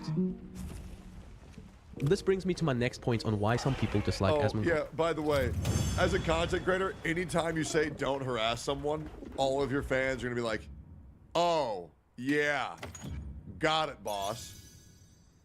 We won't do anything. Fuck you, die, pig, whore! You know it's the truth. There's a strange tendency, especially among those chronically online, to equate disagreeing with someone to hating them. Asmongold says some pretty crazy unhinged stuff, and he doesn't back down. And we all know people don't like it when others are like this. America deserved 9/11, dude.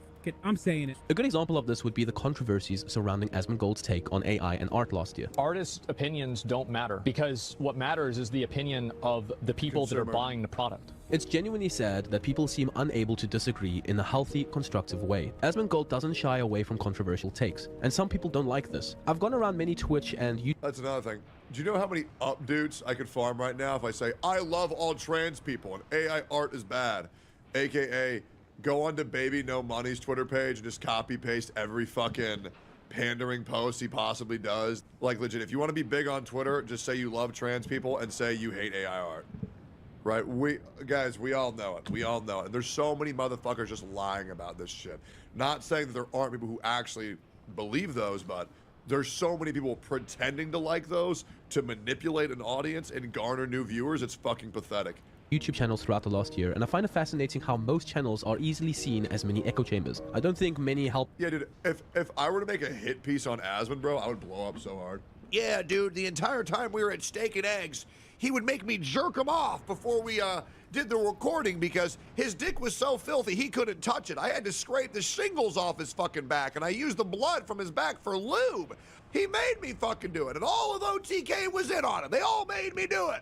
When people just say, oh yeah, I just don't give a fuck about morals, they be doing crazy ass shit like that, bro. Anything to get ahead, right? Help dispute these claims, but I can also see how... Yeah, the libs made me do it. How those who don't actually watch Asmongold can point fingers at his channel and say the same thing. But I've actually never seen a content creator who sides against his entire audience live as much as They're all on the Epstein list, guys. They're all on the Epstein list. Yeah, they're working with Donald Trump. They're covering it up. They're all on there, guys. Man, the OTK, the fucking, the process of joining it was horrible. The things they made me do. Asmongold does. He clearly doesn't pander to his audience. The man has even riled me up at times with some of his takes. Like, the fact that Halo Infinite didn't launch with an official Battle Royale mode is unforgivable. But I believe this is actually healthy, and I'll explain why later.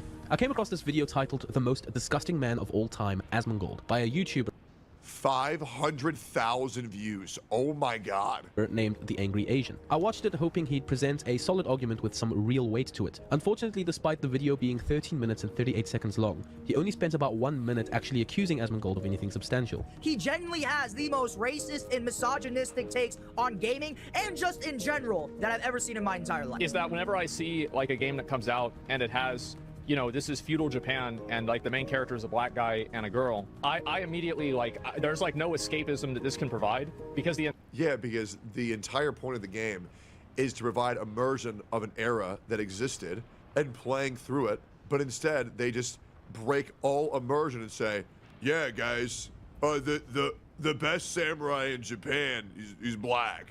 And it's like there was like what, like one? It's like when you play Call of Duty, and they take you back to World War I, and all of the soldiers in the Civil War, 50% of them were black, 50% were white, 50% were women, 50% were men. It's like, brother, that's just not what happened. The entire story is built on the foundation of trying to appeal to a quote modern audience. And even in this clip, Asmongold makes a valid point. Yep. If a game is set in historical feudal Japan, it shouldn't call itself historical. Absolutely. If it's a fucking game based on history, then keep true to the fucking history. It's really that easy. while altering history just so the developers can push a political agenda. This guy literally spent the rest of the whole video ranting about Asmongold's living choices and hygiene. How do people view Asmongold as a respected streamer and they value his opinions on gaming or just any topic in general when this motherfucker dead ass lives in his landfill that he calls a house? Would you give a single shit what a homeless person living under a bridge on a highway has to say to you? More than likely, you wouldn't give a single what he has to say. Well, the difference is when you're a multi-millionaire and you still live a minimalist and degenerate lifestyle, at least is compelling enough to be like, I wonder why he's doing that. So why would you care what Asmongold has to say?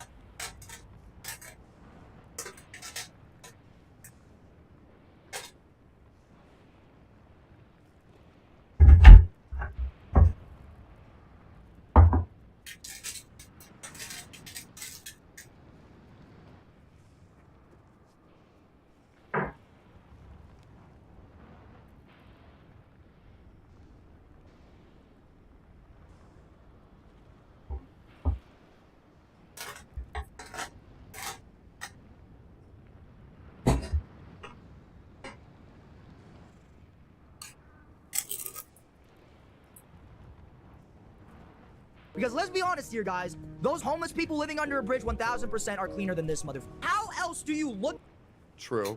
at this motherfucker by not just saying, this dude is nasty as... Substantial hate that comes from a place of genuine critical thinking will always result in real evidence of why there is the hate. If we look at history or even fiction, there are many figures that automatically draw hate out of us, mostly because of at least one fundamental cause, at least one decision that these figures have made that have brought this hate upon themselves, and it is always a decision that has affected other beings. Saying that you hate Asmongold because you think he is gross when his decisions actually don't negatively impact anyone but himself shows me that there is a problem with you more than there is a problem with Asmon. I would understand wanting to show him maybe compassion or sympathy, but this has no grounds for hate. I would completely understand the hate if he had maybe a wife or a child or a pet that he was directly affecting, but he doesn't. Why is it then that He does have a pet. He has 3 possums and like 10 rats. so many people throw hate and shame at Asmongold for this? Now let's look at another reason for the hate against Asmongold. This one has no substance, and I know because I genuinely try to find evidence of this. But within some communities, we see people constantly trying to out Asmongold as a fascist, racist, sexist, and transphobe. Almost every argument on this is either completely baseless or just plain false. The closest thing to actual evidence that I can find to support this accusation of racism is Asmongold's controversy around his suspension on Twitch from October last year. Most people already know what happened, but I want to share my view. I believe he said a culture was inferior because it has genocide baked into it, which, to be completely honest, yeah, I don't think baking genocide into your culture is generally a good thing. On it so you can understand from my perspective why I believe at the end of the day, Asmongold's reaction to this gained more respect from his core audience than it lost. First off, Asmongold messed up. He said something that was blatantly prejudiced against an entire culture. There is a level of truth from the perspective of extremist religions, but Asmongold didn't say this. Instead, he broad brushstroked his point and called out an entire culture. He messed up, but you know who also believes he really messed up here? Asmongold. So a couple of days ago, I made some comments about Palestine, some just general, basically opinions that were trivializing the genocide that's happening there. I said something about it that was disgusting. I said that I didn't care about innocent people getting killed by another force, by anything. And I think that that's a horrible, disgusting, mean-spirited thing to say. During the 2-week Twitch suspension Asmongold faced, I couldn't help but find either one of these two extreme views. I think it was worded poorly, but I don't think cultures can just be outright said, yeah, we're not allowed to critique that. Right? I feel like everything's allowed to be talked about. On the situation all over X. On one side, people were defending Asmongold and saying he was stating facts. And on the other side, we had people calling him racist, fascist, and words I don't even want to repeat here. But one thing that can't be disputed here is the fact that Asmongold actually messed up. He made an awful judgment on what he said, and he faced the consequences. Now, this is where I personally garnered enormous respect for him. Asmongold took responsibility for his actions. He didn't fight against it. In fact, he even showed gratitude for being held to account because he was able to take a back step and see himself becoming someone that he found detestable. This is what's so crazy about it. I think this has been going on now for like 2 years. I think that I've been slowly devolving into the most mean-spirited, rude, nasty, callous, psychopathic version of myself. And a lot of my friends have told me this. My dad has told me this. He said, you've got to chill out. You've got to calm down. I've been like, oh, that old man doesn't know what he's talking about. And I finally had some level of accountability for that. And thank God. His response to the situation really showed. I think I myself, to be completely honest, I've becoming pretty incel leaning. But if you understand my past and what I've been through, I think I have a very good reason to be very angry at a lot of people right now. Give me a couple more months, I'll get over it. But I'll be real, guys, I am horrified of women. I am fucking horrified of women. His true colors. He took the L and he apologized. I then couldn't believe the reaction from some of his own audience when he apologized. Some of them believed Asmongold followed an unwritten golden rule of never apologizing under any circumstances, which is clearly... I mean, guys, you guys would all agree that I have a very good reason to be horrified of women, yes? Like, I don't think there's anybody who's ever thought, oh, Techie's unjustified in this. I feel like we all know I have a very good reason to be fucking terrified of women. Because, my God, every girl with a link in their bio has been coming at me on Twitter for the past, like, fucking 8 months. It's insane. Anyways. A complete misinterpretation of his actual stance. Asmongold has always stood by the principle of not apologizing in the context of pandering to people for a level of false peace or tolerance. He has always been against... By the way, horrified is spelled with a W at the beginning.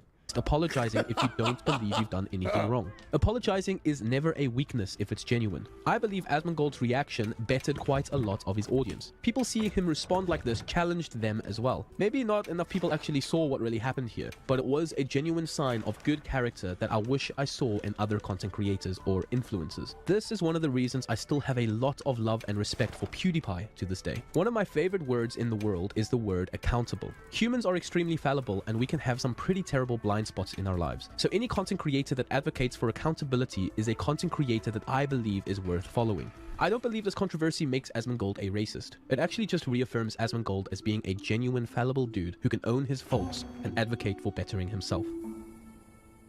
Another reason I like Asmongold is he tends to play devil's advocate against himself. Asmongold has this beautiful ability at times to approach controversial subjects in good faith. It's something I've noticed about him over the years, and it's definitely a quality I hope he never loses. He doesn't always do this, but when he does, I find myself personally challenged. This has naturally encouraged his audience, including me, to have a slightly broader perspective when looking into controversial topics where people usually have an established bias. Take, for instance, a post on X last year from Kelly Lombardi, a global games product and marketing manager at Xbox. Given how polarizing the gaming industry has become in recent years, it would be easy to look at her post and label her as an anti-white liberal elitist and move on. If anyone had the prerogative to lean into that narrative, it would be Asmongold. But instead, Asmongold challenged his audience and himself by sharing how he views Kelly's post from her perspective. Am I the person that's going to have the hot take that this isn't really that big of a deal and I don't really find this to be inherently racist? The problem is that when you're a hammer, every problem looks like a nail.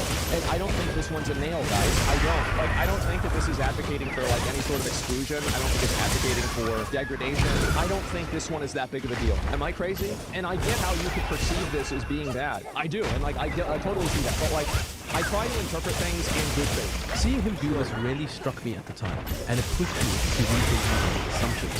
It even bettered me as a man in how I approach things critically. Because my original approach to this post was anything but graceful. Like I said, Asmongold doesn't always do this, but he does do this, and it always gets his audience either thinking or actually annoyed. Another great trait that I believe Asmongold has that I personally like is that he stands behind what he believes. Although I sometimes disagree with Asmongold's approach to tackling some of these issues, I really appreciate how he doesn't back down from what he believes in, regardless of how unpopular his opinion is, even live with his audience. Maybe it's pure stubbornness. Yeah, this is another trait that I have that gets me in so much trouble with fucking insane. But I think it's good because it gets his audience thinking. Something for me that shows either really good character or a complete lack of caring is that despite immense wealth and fame, Asmongold doesn't change. I'm not really going to talk about the subject too much because it could just come from a place of genuinely not caring, but I've seen wealth do some pretty terrible things to some pretty awesome people. And I'm glad Asmongold just stayed true to the himself. Didn't hire a maid for a multi-million-dollar mate. He stayed humble for real. 100p on it. It is far too easy to demonize someone for taking what they say out of context or pushing their own bias or using their own view. And that's why I hate that bastard. So you could argue that I did the same thing here, but instead of demonizing Asmongold, I did the opposite. I'm not saying that Asmongold is without his faults. I'm just saying it's worth thinking critically about these things for yourself and coming to your own conclusions. I think one of my goals is to try and help pull people out of any type of echo chamber they might be a part of. I find myself easily slipping into echo chambers that support my own biases, but I'm always trying to broaden my perspective and look at things a little bit more critically. The same reason why I always say it's far left is always regarded. There's no way to uniformly agree with every ideology. You'll find plenty of homes for people who strongly believe in ideas like DEI, identity politics, or even critical race theory, going after Asmongold simply because he speaks out against these ideas. What's interesting is that a lot of these people don't seem to engage with his actual claims or arguments. They just see that he challenges certain progressive ideas and instantly label him as problematic or toxic. It's more about defending their own worldview than considering what he is saying. In reality, his views often seem more about calling out the extremes on both sides rather than attacking any one group. But of course, nuance doesn't always fit into the internet's outrage factor. Now, I do want to add... It's the same thing as me and OnlyFans girls. Not every OnlyFans girl is wrong because the ones that try to fucking engage with Bane on Twitter by pushing false narratives. It's kind of fucking terrible. I always agree with everything Asmongold says and does. Politically and philosophically, we have quite a few different perspectives, especially when it comes to some of our worldviews. But this in no way is the one to do it alone or hate towards him. Because I sometimes disagree with him, he actually encouraged me to see things from a different perspective, which I appreciate and has actually taught me a lot. It's natural for people to hate people. I've also never called an OnlyFans girl a whore unless they came to me first and accused me of a crime. Because it's merely self-defense. I've never shit-talked anybody first. I've never done that. Born with this instinct. Besides Genocide, and now he's my roommate, and I apologize. And that's it. Oh, and got smacked, and I apologize because I didn't understand the joke. So, two people, to be fair. But we're all good now. I certainly try not to hate anyone myself, but that's because I build my life on my Christian beliefs and worldview. And I also want to honor God in my life. But one thing I don't believe anyone should ever do is spread unnecessary hate towards anyone, especially if it has no substance. I am an advocate of holding individuals or corporations accountable for their actions or behaviors. If there is genuine warrant for it. They're all bad. There's no good ones. They're not good friends. Great fucking video. One of the best videos I've ever fucking seen. Go like, comment, subscribe on this shit. Yo, Pata, if you ever want to talk for a podcast, we should. This was fucking great. I wish I could have reacted harder, but the Xbox showcase is happening right now. I need to go react to that. Love y'all. Appreciate y'all. Like, comment, subscribe.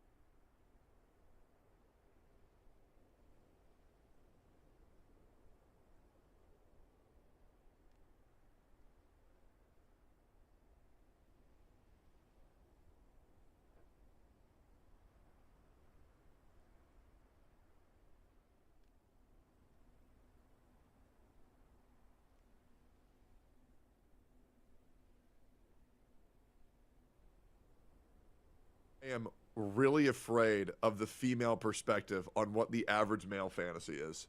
But this video has less than 1% dislikes, and I've never reacted to a shoot-on head video. I believe she makes good content. I'm unfamiliar with her game. Yeah, what are the perspective of the women's perspective on the average male fantasy? Let's see here. She's awesome. She was pretty fair. She's base as fuck. Oh, okay, great. All right, let's get into it then. Money, status, fast, expensive cars. What is the ultimate male fantasy? Jeez, what is my male fantasy? You know what mine is? My male fantasy is me blowing up to where I never have to listen to another retard for the rest of my life. Own a giant castle where like me and like 8 of my friends can live, but me and my wife and my 3 children have our own separate wing, and then the rest is like the village where like all of my friends live. And we have like cows and we have workers where they make all our food for us every day. And we can just ignore the rest of the planet. Nobody can bother us. If anybody tries to trespass on our property, they instantly get fucking vaporized or sent to the dungeon to be our slaves. Yeah, that's probably my fantasy. Yeah. Is it fame, fortune, 3 hot chicks at once? Hell yeah, bro. I just feel like having more than one woman at the same time is just like, then I can't focus on it, you know what I mean? Like, I want to focus. Like maybe if like there's one like licking my nipples and the other one's juggling my balls and then jerking me off at the same time. But then again, if you have a real woman, she'll do all 3 at the same time anyways. Yeah, no, I think I'm fine with just one, bro. I don't need multiple women, bro. I'll just have one. Brother, no. According to men on the internet, it's something a little more simple. Like what? Having a handicapped waifu? This is literally just a fetish. I fucking hate men so much. Men are why we can't have nice things. I felt like there was nothing sexual about that at all, and it was just a guy and a girl being friends and helping her see the world. And, okay, hold up, let's keep going here. As I was working on an upcoming video, I made the terrible mistake of logging onto Twitter, where I saw this post. A montage from the anime Josie, the Tiger, and the Fish, a movie about a college student who's assigned to take care of a paraplegic girl, and spoiler, eventually they fall in love. Many men were urine posting in the replies of this tweet and talking about how they wish to fall in love and would love a relationship like this, while many others, mostly women, were absolutely fucking disgusted at this. Why would Are handicapped women not allowed to have love or what? Oh, ew, cripple. Like, is that it? What the fuck is this shit? What a bunch of men be fantasizing about being with a woman in a wheelchair? Seems pretty creepy and predatory, right? Also just unrealistic and problematic. Well, in this video, we are going to be talking about why so many men resonated to that clip and this movie, and so many people are so confused as to why. We're also It also, like, didn't seem sexual at all. Like, okay, okay. Man, okay, the love and deep space community must be going crazy right now. No one hates women more than women. Completely unfunny tweets, as usual, we get to the bottom of why such a wholesome post turned into, once again, another battlefront towards the ongoing, never-ending gender war. Men versus women, women versus men, the male loneliness epidemic, the female loneliness epidemic, the dealing with dating apps, thin women or curvy women, brunettes or blondes, do women like dad bods or tits, do they like beards or clean shaven? Oh yeah, that reminds me. Let's quickly get into today's sponsor, Henson Shaving. You ever just accept that? Henson Shaving! I love it. What's your code? Oh, bro. Dude, they're so good. I love that. Because the razors are really good. Dude, go to hensonshaving.com for that too. Really good razors, dude. Really good razors. Do and add both a Henson razor and the embroidered blades to your Absolutely. shipping to connoisseur. In fact, I basically know nothing about anime. I am probably... I know everything about anime. I will help you. I will help you navigate this shit. I got you. No one knows anime more than me. the most tourist of all the tourists. Okay. Yeah, hi. I have a question. Was the upskirt shot necessary in order to advance the plot? I will say, in Hajime no Ippo, do they really got to talk about Ippo's monster cock that much? Do they really? Yes? Oh, okay. Yeah, I mean, Jesus, for the first 30 episodes, it was so innocent, and everyone's like, have you seen Ippo's elephant dick? I watched Pokemon on the Sailor Moon when I was a kid, and a few years ago I watched Beastars on Netflix. Will they beat that boy? Yeah, great ass show. Legit, dude. Beastars is so fucking good. It's about Superman making something. Yeah, it's great. And like, Great show. If you're counting YouTubers, I watch a lot of them. Yeah, yes, VTubers do count as animated.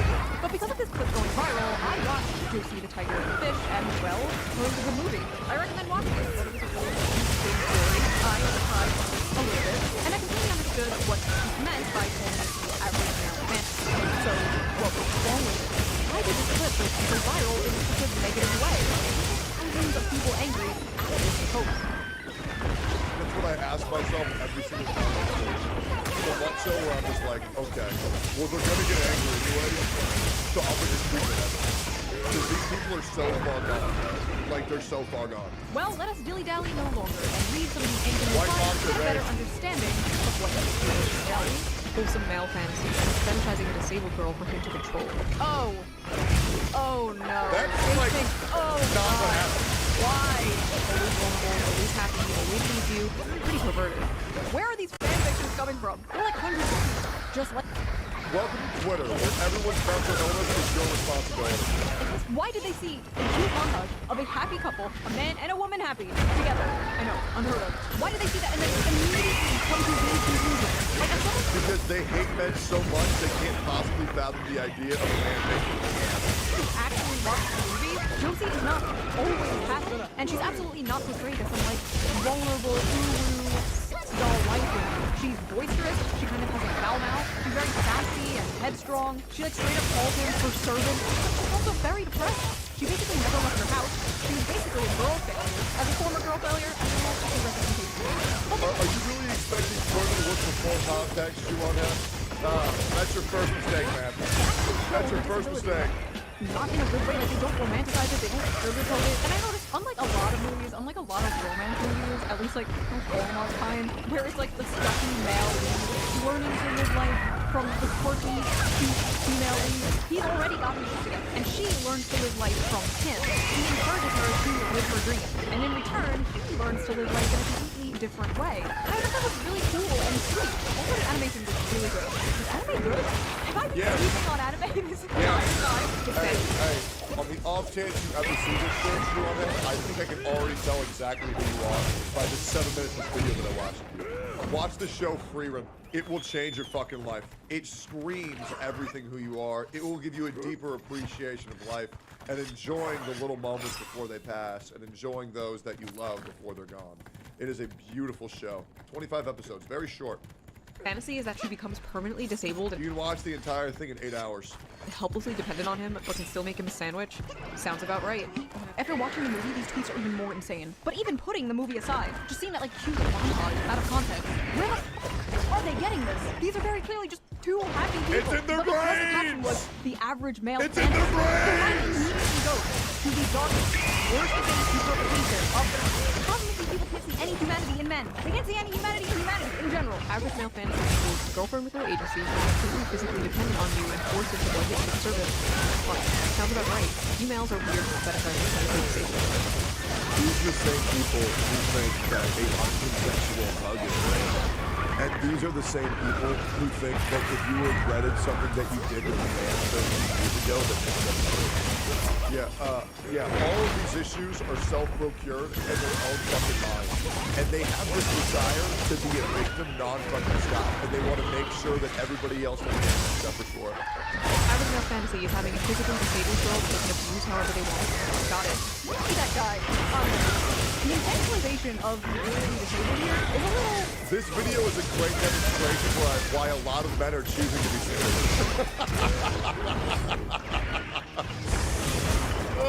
Yeah, you know what I'm saying? Like, Jesus. All the ones online are crazy. All the hot ones are staying at home, doing OnlyFans, and the rest of them are just hogs working at Walmart, guys. You know, it's really, really, really rough. Yep, it's really rough. Dare I say, the implication here that people in wheelchairs cannot find love, and if they do, the person who loves them literally just loves them because they can't run away. Weird! Average men can't even be nice to their ultimate normal girlfriend. What makes you think they'll be able to handle the same person as their lover? What? Normal? What do you mean by normal? I'd rather be with a physically disabled person than a mentally disabled person. The problem is, man, a lot of people sure see mentally disabled as being 20 lives. These people are so able. Can you believe it? chat. I don't even live. Who's chat? I'm disabled, blind. So I showed this to my boyfriend. He says, I love you because you're you, and you make my days happier. So what if I have to drive you places or help you with cooking and cleaning? I would have done that anyway. Disability has nothing to do with it. I love you.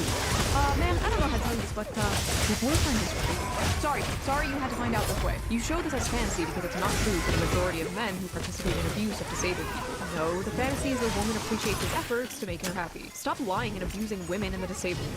Your meds, schizo. You don't even know that fucking guy. What do you mean stop abusing women and the disabled? Bitch, who are you? Also, the majority of men participate in abuse of disabled people. Are you okay? The majority of men are not abusers. That is a very, very small minority of men. Wrong. According to Twitter, all men are abusers, manipulators, gaslighters, and rapists. Yep. Every single one of them, man. Majority of men are men that just wake up, take a shit, get out of bed, take a shower, go to work, come home, and wait for GTA 6 to come out. That is the majority of men. Men commit 95% of all rape, but okay. Barging into the romance section of Barnes & Noble like, attention everyone! Rape! Where is that coming from? So runs into the local Starbucks. Rape incoming! What the fuck? Close. This is fetish content. Ah yes, the dirtiest, most taboo of all fetishes. A happy relationship. A man Honestly, treating in a woman with 2025, that might respect. be How true. disgusting. Oh, you want a wife and kids? You sick fuck. But this is literally just a perverted fantasy, LMAO. You think it's a perverted fantasy because... How do I put this nicely? You are a pervert. Literally seeing a cute montage of a male and female character having fun together, being in love together, and being like, rape! He's a rapist! This is a fetish! Are these people okay? Stop watching porn. Wait, this is a woman. Okay, stop reading Taken by the Werewolf Billionaire. Or whatever the fuck you read. I swear to God, some of the shit women read would make the most depraved internet gooner blush. Or so I've been told. This is literally just a fetish. Okay, listen, I'm not gonna pretend there's nobody out there who's like, she can't run away, she has no legs.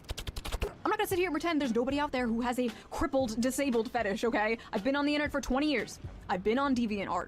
I'll be real though, that's so weird, bro. Like, I'm sorry. Like, that is so weird. Like, sorry guys, like, if that's your fetish, that's so weird. Seen shit you wouldn't believe. But the majority... guys, we've all seen, what's it called, Guro? Yeah. I'm sure at some point we've all seen Guro in our life. I believe that's where, correct me if I'm wrong, I believe that's where they cut off the arms and legs of the person they're having sex with, and then they use them like a fleshlight. I believe it's called Guro. Yeah, I'm pretty sure it's called Guro. I remember that was spammed all over 4chan back in like 2010 or some shit. Yeah, it's fucking disgusting. Of people, probably most, if not all the people responding to this, do not have a cripple fetish, okay? In fact, her being in a wheelchair basically has nothing to do with it. Much like how females coom over, like, vampires or, like I said before, the billionaire werewolf fantasy. This is just the average male fantasy distilled down to its most extreme. So what is the average male fantasy? The average male fantasy is the fantasy of both men... Of a woman actually being nice to them. That's my fantasy. You know what I like? I like when I'm nice to somebody and they be nice to me back. It's really nice, man. It's great.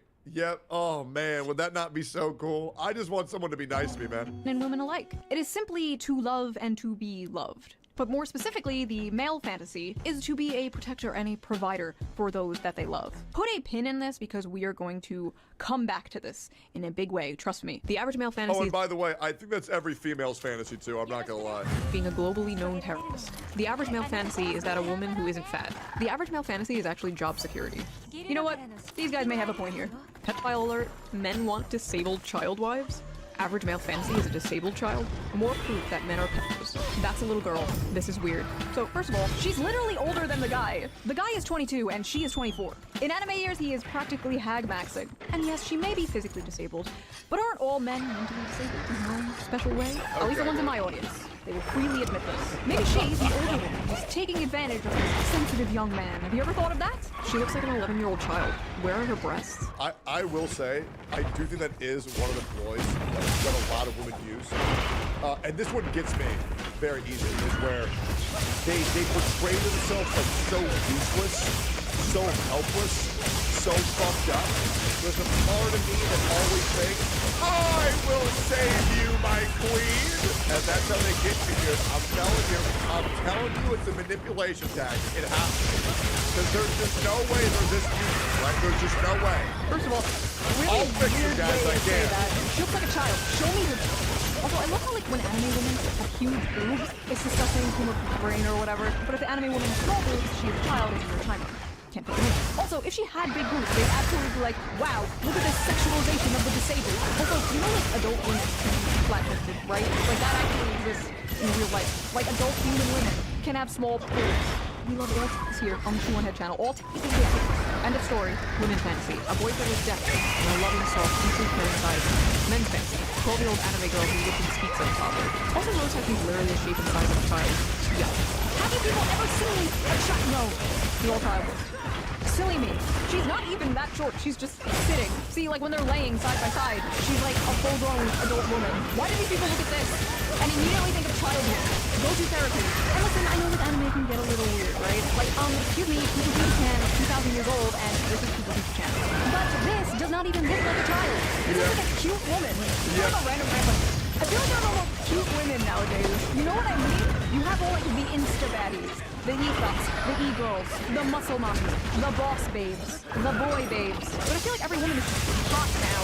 Which, by the way, I don't think is healthy for the male psyche whatsoever. You shouldn't wake up and be able to scroll through pictures of like the hottest woman you've ever seen in your life like 20 times before you have like your morning cup of coffee. You shouldn't log in and immediately be one cup.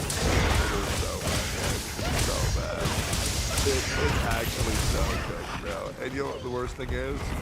They all got so much plastic inside of their borderline like the fucking Terminator. It's all filters and fucking surgeries, guys. It's so bad. Shotted by 10 It's so bad. all day. As if that wouldn't make you go insane. As if that wouldn't make you crash out. Yeah. Like back in the day, you probably see like one fine day on your bus ride to work, and you think about her for 40 years until the day you die.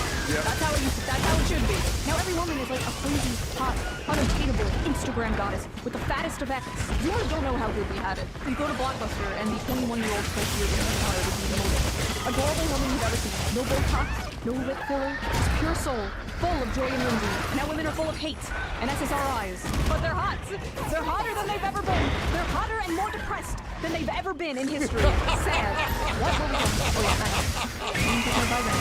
Oh yeah, Oh God, it's so real, man. A face of a 16-year-old that is useful for cooking, cleaning, and sex. Women's fantasies. Get treated like a queen or a man who keeps track of periods so he can take care of.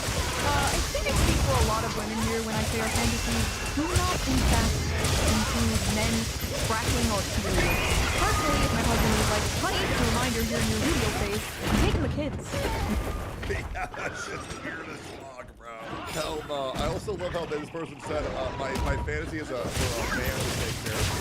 But I guarantee they will see a man bringing any amount of distance whatsoever in the lane and say, by the way, he's using you and manipulating you. It's like, okay, so what am I allowed to do here? You want me to take care of you, but I'm also not allowed to be in control or take charge of anything. So what is exactly you want me to do?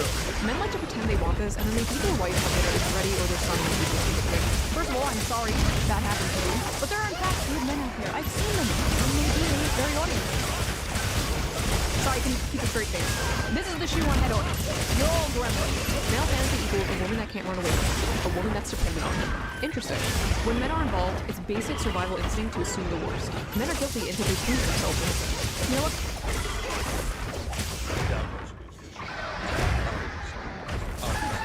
He's guilty until proven innocent mentality that society has had for the last 50 years is some of the most harmful things that any person has ever had. But, I take my opinions back on, no more free speech between this is one of the things. A woman's fantasy is a man who won't rape her, and a man's fantasy is raping a woman. I'm sorry, where is the rich man? Maybe that's how you see it, because you're brainwashed to hate men. That's so true. I hate how, but in reality, women are the real demons here. Oh, goddamn. We just want a happy relationship. There's so much to ask for. Yes. Yes, it is. Oh, look, more misogynistic demon fantasy slop written by misogynistic women. This is why 70% of anime is garbage. So, here's the thing, that, misogynistic demon fantasy slop written by misogynistic women men was actually written by Saiko Tanabe. Oh. Gato as a kid, boy. Yep. Gato as a kid. I'll be real, man. The most dumb, monstrous, slutified anime, though, is written by women. And 100% is. We all know it. A woman wrote this story. I feel like a very important detail everyone is sleeping on when they covered this was the fact that this is very much the female fantasy as well. A man loving you for who you are despite your flaws, literally sweeping you off your feet and carrying you around on adventures, helping you live out your dreams, face your fears, and supporting you through the good and bad times. You're going to sit here and tell me that's not the female fantasy too? Is this not the basic female fantasy? Is this not the knight in shining armor coming to rescue you and falling in love with you? Why are there so many women so mad at this? Are men now the hopeless romance?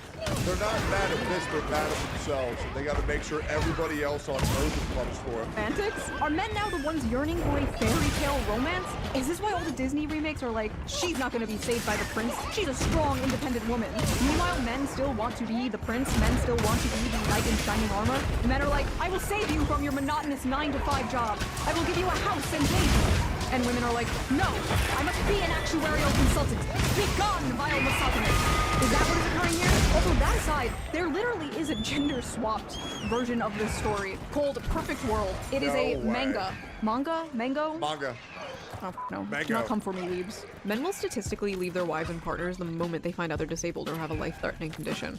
You're right, it is a fantasy. Actually, that study was debunked by the authors themselves, who admitted they did the math wrong. It's actually not much higher, but then again, even if it was, and it happens, I've seen it happen to people, it's terrible. Marriage should be through sickness and through health. But that's not really the point here. And the fact that so many people are focusing on the wheelchair part of this just proves that they just don't get it. The ones with pure mind and pure soul get it. But these semen demons out here, they don't get it. But not all. The amount of people in comments who just don't get that men want a cute loving girlfriend is beyond me. They call them creeps for actual love and not a girl boss who only wants your money. Oh, thank you, a sane person. Hopefully they'll try it on full of people calling her pick me or least obvious pick me. Me, pick me please. He says, pick me. Oh my Incel could have written this. Why are so many VTubers who pick me as a racist? You mean why do so many— Bro, I hate how, Santa and here's say, hey guys, happy Men's Mental Health Awareness Month. Oh, so now you're grifting to care about men. Yeah, guys, in 2025, worrying about men's mental health is now considered a fucking grift. Yep, I know. Imagine that. Do female VTubers disagree with you? Why so many aren't towing the mainstream liberal feminist NPC line? Because they can.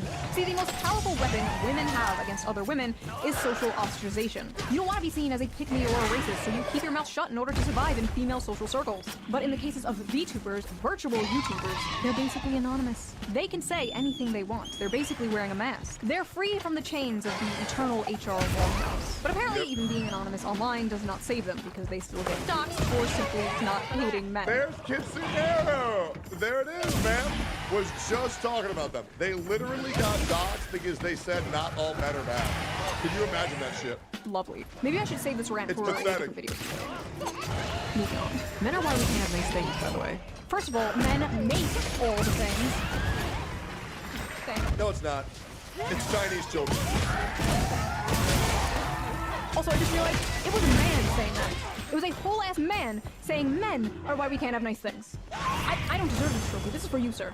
This is for you. I'm not really good. Listen, I make women jokes. I'm very critical of feminism and propaganda aimed at women. But you will never catch me in a million years saying some like women are why we can't have nice things. I have a mom. I have female family members. I have female friends. Maybe one day I'll have a daughter. Women make the world a beautiful place, and like men, can be flawed and deserve criticism, like anyone else. But there's something genuinely so cucked about people who put down their own gender or race. Oh god, race. Self-hating white people.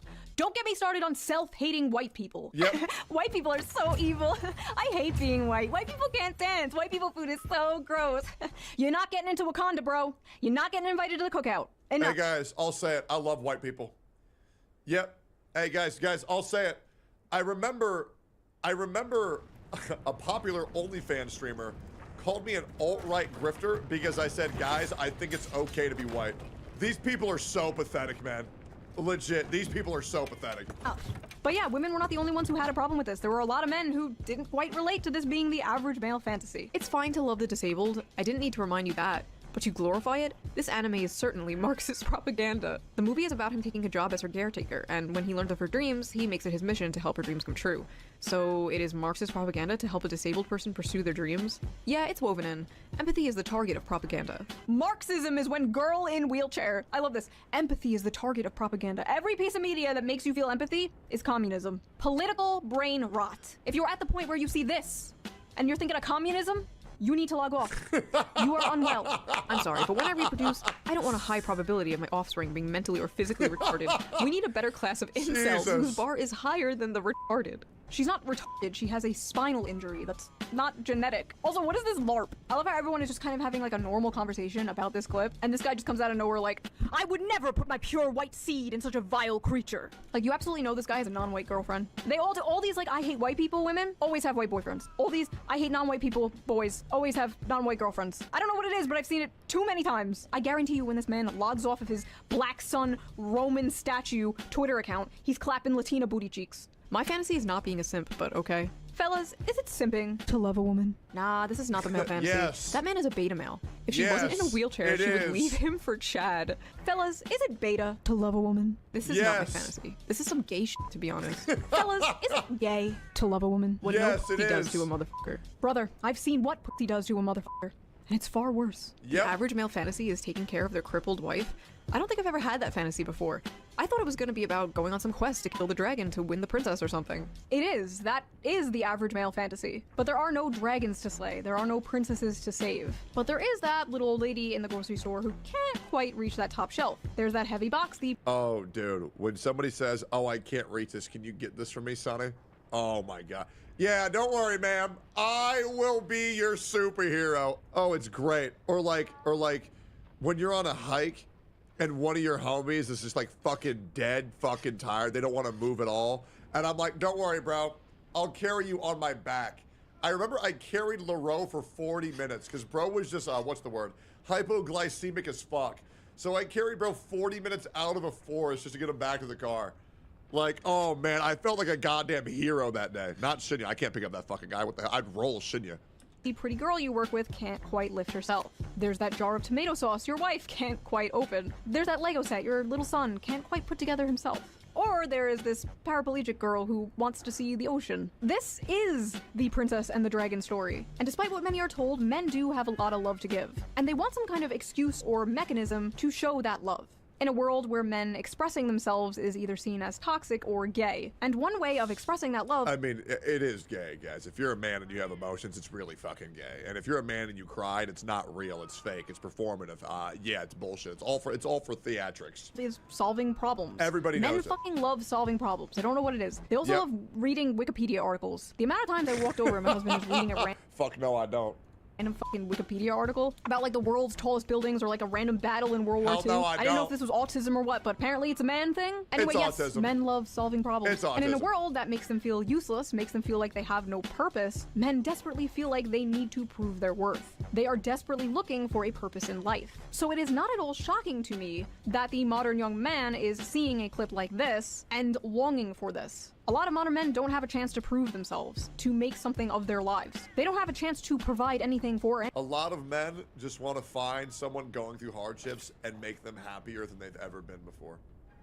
A lot of men who have had bad childhoods dream of having a kid so they can give them the childhood that they wanted. And that's just how it goes. Men are not inherently evil. They're not. Nothing is. Anyone because they don't have anything to provide and they don't have anyone. They are doing everything their grandfathers did, but seeing none of the results. They're lost. What can they provide? And as I said earlier, her being in a wheelchair is the protector and provider instinct taken to a extreme. And yes, it is a fantasy considering if you ask anyone who's actually in a wheelchair, they know it's not all butterflies and rainbows, and they know that it's hard on relationships. It can be difficult on their partner. But just like in the movie, it's not shown as butterflies and rainbows. Josie feels like a burden. But towards the end of the movie, the guy takes on that burden, not because he gets something in return, but because it's his duty, because it makes her happy, which makes him happy in return. Loyalty, duty, virtue, acts of service, big or small, men live for that shit. And yes, these are stereotypes, not everyone fits into these boxes, blah blah blah blah, but for the most part it's true. When many men look at this relationship, that is what they see. And a lot of modern women are looking at this relationship and being disgusted because in a way, it's the complete inverse of the strong independent woman they've been sold, they've been told they need to be. The modern woman crafted by modern Disney for modern audiences. Unlike the Hollywood crafted modern woman, this woman does need her man. She is not strong and she's not independent, at least physically. This doesn't mean she's like an empty vessel with no thoughts or freedom. No, in fact, in the movie, Josie does roll away from him a few times. It is a fantasy not because of a power imbalance, but because the man has a tangible purpose, and the woman is willingly and lovingly letting him fulfill that purpose. Because I can depend on you. I know that if I ever feel frightened, I can just reach out to you. Men simply want something good to die for, to make it beautiful to live. It is just nice to feel wanted and that you make your partner feel happy. Because a lot of men on this world, they'll get a compliment 12 years ago and they'll remember it every day. And it is nice to just know that your partner loves you and appreciates you. I mean, even that moment was there. I might go watch that movie.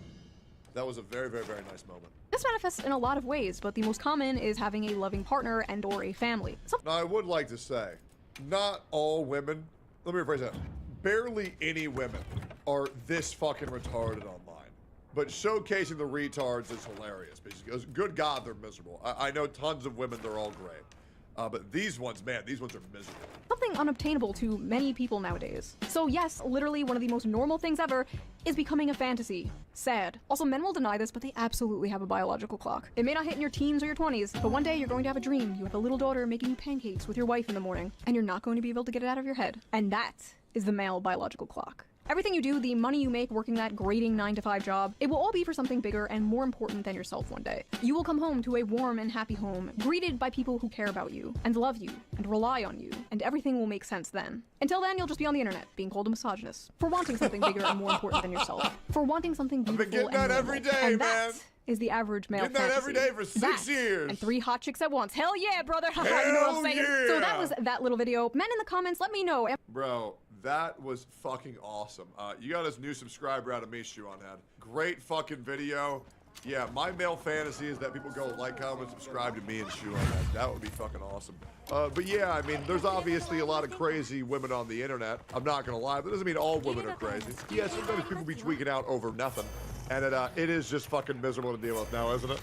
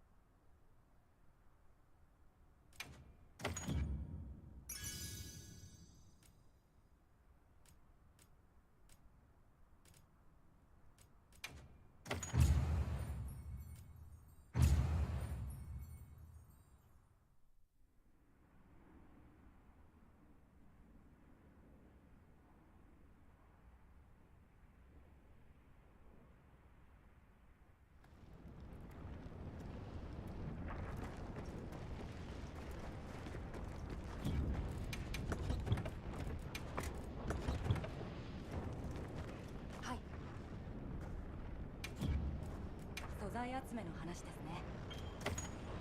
ではまた。